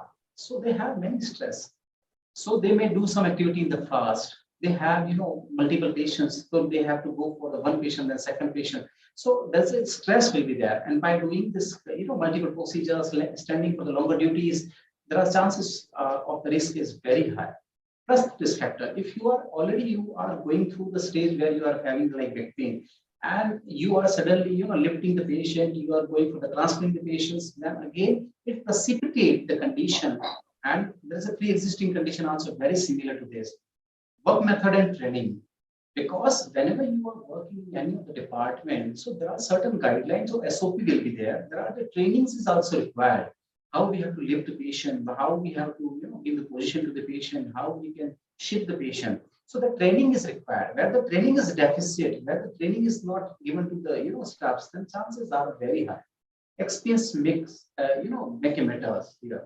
Because once you will be in the system, you have experience, then you will understand how we have to go through, what kind of training we have to attend, what kind of the paperwork before shifting the patients we have to do. So this will make you understand that the things what we have to follow before preventing the injury or transferring the patient. A certain leisure activity where we will be busy in kind of things and we are not able to focus on the particular procedures, that also make mistakes over here. Then again, certain causes we will see here. The first one, that an aging nursing workforce. Because as per the survey, one of the survey was telling that 45% of staff nursing are having the age group is more than the 45%. 45% of the nursing staff, the workforce is having more than age of 50. So, as the age is growing, so our capacity has reduced. We cannot have such strength. We cannot do such stressful activity. So sometimes the patients we are shifting, lifting, so that if the age is more than 50, then they can't bear that pain. So chances of getting injury is high with the age. So aging is also one of the factors over here. Increase in patient activity and workload. For an example, if you are alone in the intensive care unit, and you are doing multiple procedures, you are going with one patient, then going to the second patient, then where you are doing something, lifting the procedure, here also you are, bending your back and everything, and standing for the long time. So workload is increasing, then obviously the pressure will be higher at the backside, or spinal pressure will be increasing. And it again leads for your neck pain, the shoulder pain, and many more other injuries also. So workload should be as balanced. It should be with the proper ratio. Poor body mechanics. If you don't know the principles of using the body mechanics, then obviously there are chances of getting injuries are higher side. So you have to use the proper body mechanics while lifting the patient, while moving the patient, while shifting the patient. Injuries to the patients. Because if suppose the patients who are getting injured or who is prone to get injured, so while doing or shifting that, we have to be very active, we have to be proactive, and increase in dependent patient. There are certain patients who cannot even sit, who cannot even move, where we require more amount of the force. And if the patient is completely dependent on the nurse for the shifting or moving, where the nurse has to try more and more to even shifting to moving of the patient. So there the energy has to be more prepared for a nurse. Lack of use of lifting equipment. We have multiple equipment, but if there is a lack in the hospital, there is no equipment for lifting the patient. Now we have several equipment to shifting the patient, to lift the patient for the from wheelchair to bed to wheelchair and everywhere. So, but there is no availability of equipment, and then they have to use their manpower. And if the manpower get injured because of the improper body mechanics or lifting the heavy object, so they cannot go for it. So this is also one of the I am just stopping you, please. Time is running short, so please. You can go fast. Factor causing injuries, this is also one of the factor, like reaching and lifting load far from the body, because it is not close to body, then chances of getting injuries more. Posture is not of the caregiver. If you are lifting any heavy objects, or the frequency is very high, very frequently you are lifting the object or the patients. If while lifting, if you are twisting yourself, then also you are not maintaining the body mechanics. Moving a lot with the great distance, because always whenever you are moving, it should be very close to your body. Reaching low or high to begin with, it should be at the level of the breast. If it is not, then obviously chances of getting are more. Risk factor like unexpected change during the lift, falling the patient, because you're lifting the patient and suddenly patient gets fall down. That you have to use more force, or you will also bend yourself. So chances of getting injuries are more. Excessive pushing and pulling. If you are doing excess pulling or pushing, that also require more pressure, and chances of injuries are more. Lack of ability to grasp the patient's activity. If there's a certain, we have certain support, certain handles, then easily we can handle the patient, easily we can lift the patient. But if not available, chances are very high. Totally dependent or complicated patient. The patient is very aggressive, very not cooperative. That you require more force to control the patient. So that could be one of the reasons. Special patient like stroke, which cannot be moved. They cannot, even lift the leg also. Here the pressure also required more, and the patient's inability to understand. Because while explaining the patient, you are telling something to the patient which will help you in the lifting or moving, but the patient is not understanding. Then the chances are getting that high. These are certain high risk tasks, like in general, like heavy load, sustained upward position, bending, twisting, reaching is less, you are fatigued, force is required more, or standing for a long period. And for the OT, especially like holding a tractor for long periods of time, lifting and holding the patient activity for a longer period, reaching, lifting and moving equipment for the longer time, repositioning the patients, and standing for long period, transferring patient on or off from the operating room bed. So these all are the tasks which will, if you do for a longer time, then it may lead for the injuries. These are the certain principles which is given by the safe patient handling and mobility. These are the national standards which has to be followed. Established a culture of the safety. Implementing and sustaining a safe patient handling mobility program has to be done. This program should be explained to the nurses how we have to handle the patient. Incorporating ergonomic design principle to provide a safe environment of the care. Selecting, installing, and maintaining safe patient handling technology. That has to be teach how we have to use the instrument if we have lifting for the patient. Establish a system for education, training, and maintaining competency. We have to educate the nurses and we have to train them how to use it. Integrating patient-centered assessment, care planning technology. We have to assess the patient like what kind of things he requires to shift. So that has to be done.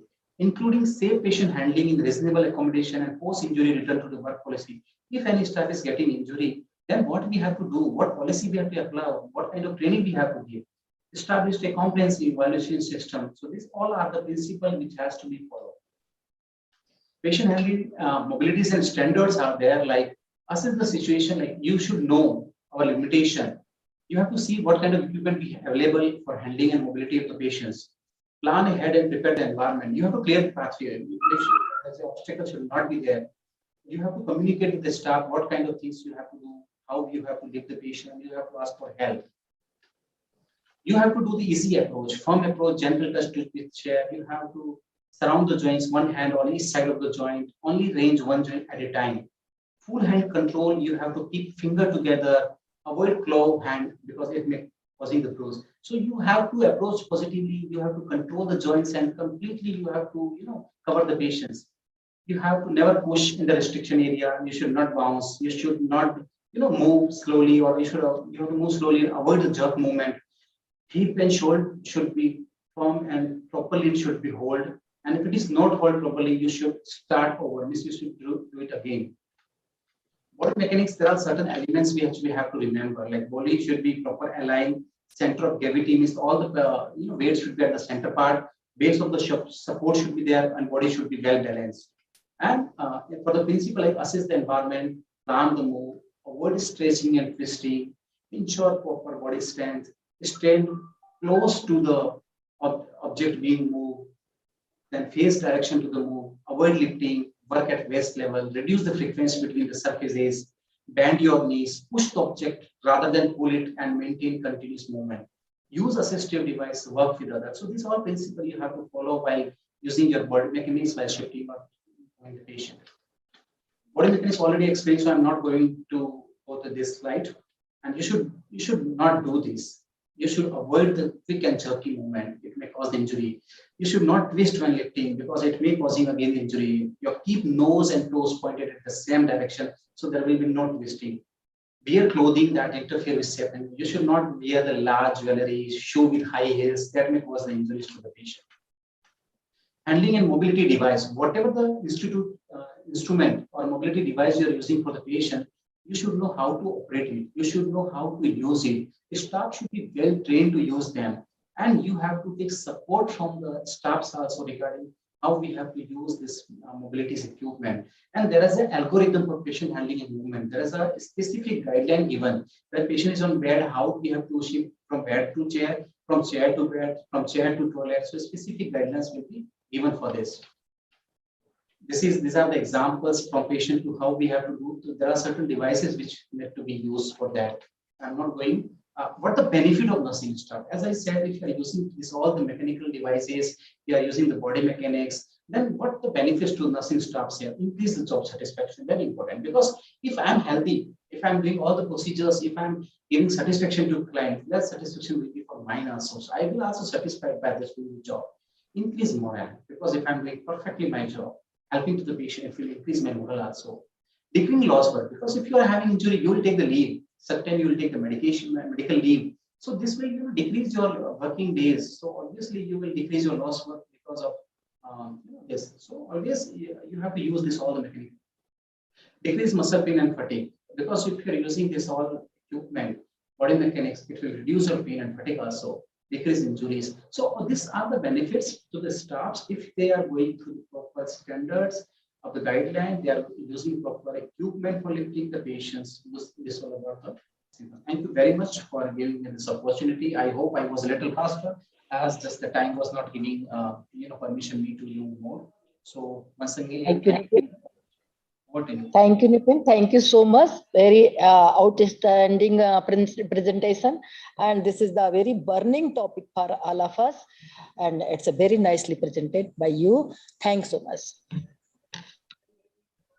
Thank you. Thank you very much. Thank you. Thank you so much, Ritija ma'am. And thank you so much, Mr. Nipin Kalal, for the beautiful presentation, which was mostly liked by all, and one of the most important topics required by nursing staff to be known. Next, due to some technical issues, we couldn't have the class earlier. Presentation by Mr. Sarun Jose regarding the topic occupational health of nurses, radiation exposure, injuries, and associated illness. So we'll have it once again. To moderate the program, I would like to call upon Mrs. Alka Mohan ma'am, ANS from SGPGIMS. And once again, I would invite Mr. Sarun Jose, Perioperative Nurse Specialist, Queensland Health, Ramsay Healthcare, Australia, to present the topic. Thank you very much. Can you hear me and see me properly now? Yes. Can you hear me? Yes, Yeah. Okay. I'll jump into the topic. So I'll be discussing about radiation problems and occupational hazards that's caused due to radiation in nurses. So radiation is used in not all departments, but in operating theaters and interventional radiology.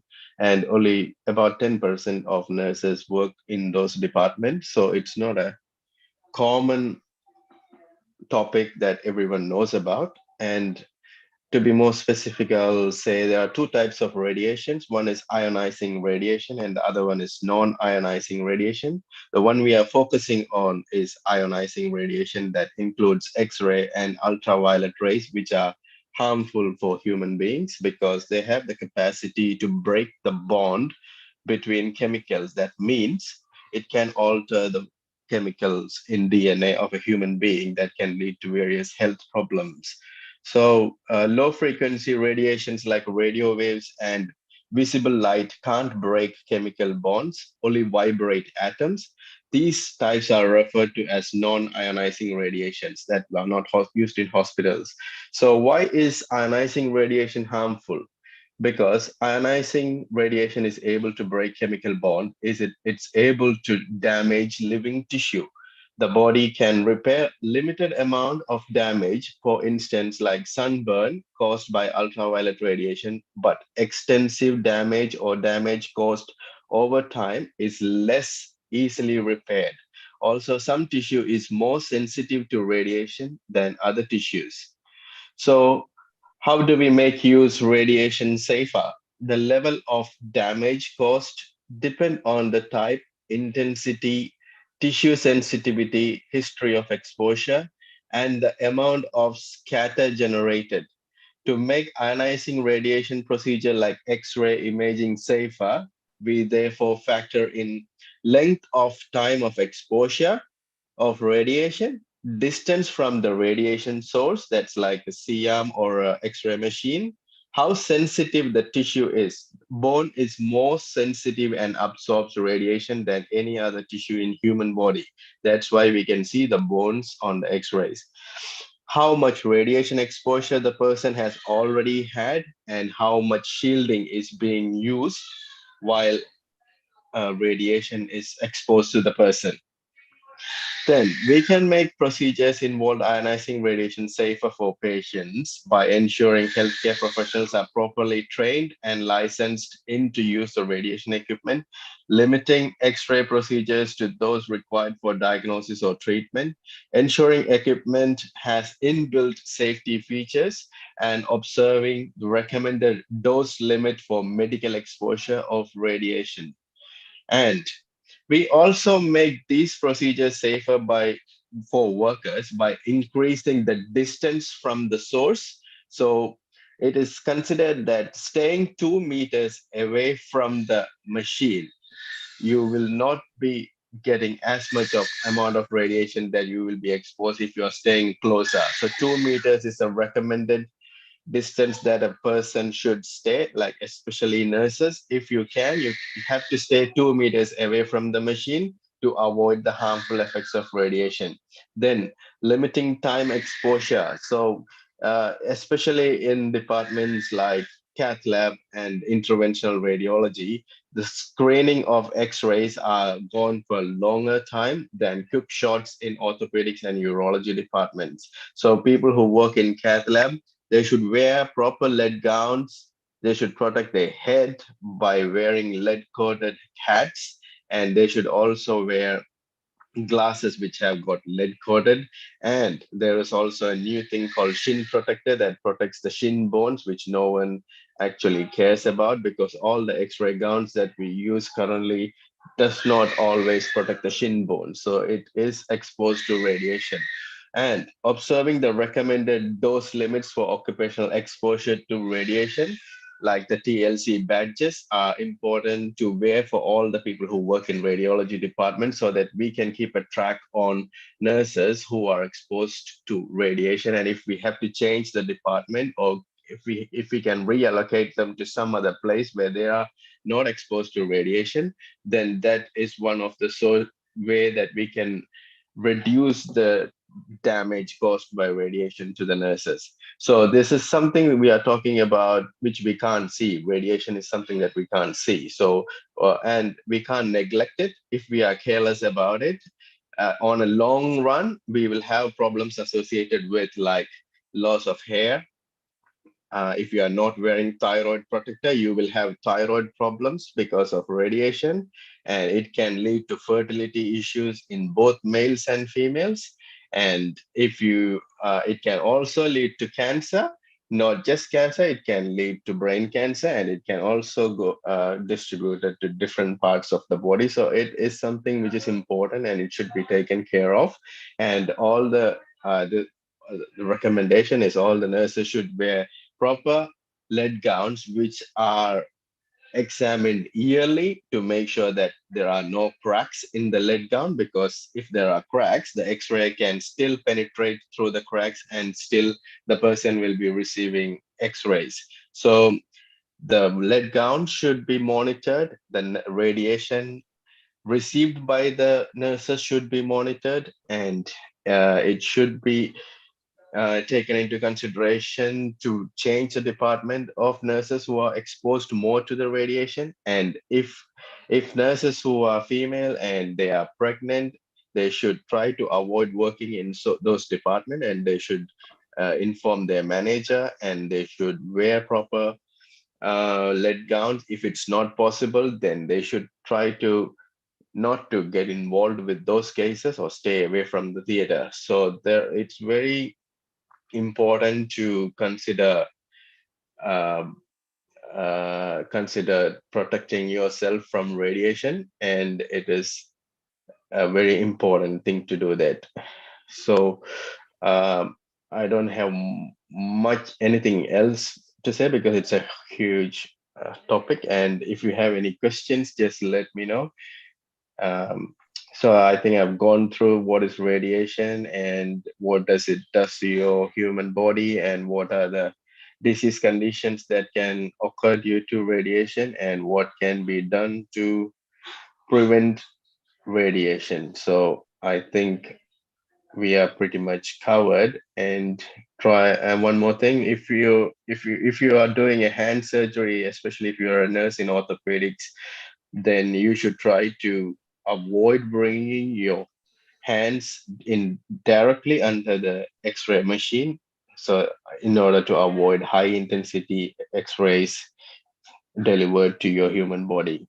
So I think that's it. Thank you. I think I didn't took too long. Mr. Sarun, very important presentation for all. Thank you. Thank you. Thank you so much, Alka ma'am and Mr. Sarun Jose for the lovely presentation and the quick presentation and wrapping up of the topic. Thank you so much. Now, just information to each and everyone who is viewing this program and are participating in it. A post-test link has been sent through the mail and is also present in the chat box. So please take the pain to fill it up so that we can assess the knowledge that is acquired through this webinar. Now, as we have finally come to the end of the scientific section and also the webinar, I'm wholeheartedly thanking the Almighty and each and everyone present here who in one way or the other has joined us in this program and has contributed their part in successfully completing this program. As it said, feeling gratitude and not expressing it is like wrapping a present and not giving it away. So I take this opportunity to invite upon the very vibrant and dynamic, the one who spreads miles and miles of smile with only her single smile, the one and only Mrs. Usha Takri ma'am, NS of SGPGIMS, to deliver the vote of thanks. Thank you, Krishna. Good afternoon to one and all present here. Respected speakers, moderators, and all the participants. It is an honor for me to receive the opportunity to thank all the dignitaries. I extend my gratitude for our Honorable Chief Guest, Professor R. K. Dhiman sir, for taking out time from his busy schedule to grace the event. Sir, thank you for inspiring and encouraging us with your words on this special day. A special thanks to Professor Gaurav Agarwal, CMS, for providing immense support to take the webinar successful. My sincere gratitude to Professor VK Paliwal, MSR, and Dr. R Harsvardhan, HOD of Hospital Administration, for supporting us. My special thanks to Mrs. Lizsamma Kalib, RCNO, to organize a webinar even in between the pandemic and her busy schedule. I must thank the organizing team, volunteers, for working hard for the past few days to make this webinar successful. I congratulate all the participants for their active participation and imparting their knowledge to us. Once again, I would like wholeheartedly thank everyone on and off screen who in one way or other are a part of successful completion of today's webinar. Thank you so much. Jai Hind. Thank you so much, Usha ma'am, for delivering such a wonderful vote of thanks. By this, we come to the end of today's webinar. So hearted thanks to all. Hope you all have gained knowledge in one way or the other, and hope you all will impart this knowledge to other people also so that they can also understand the problems that are faced by the nursing staff along with this occupational hazards and the problems and ways to and the solutions to face those problems in their present life and the current scenario. Thank you so much.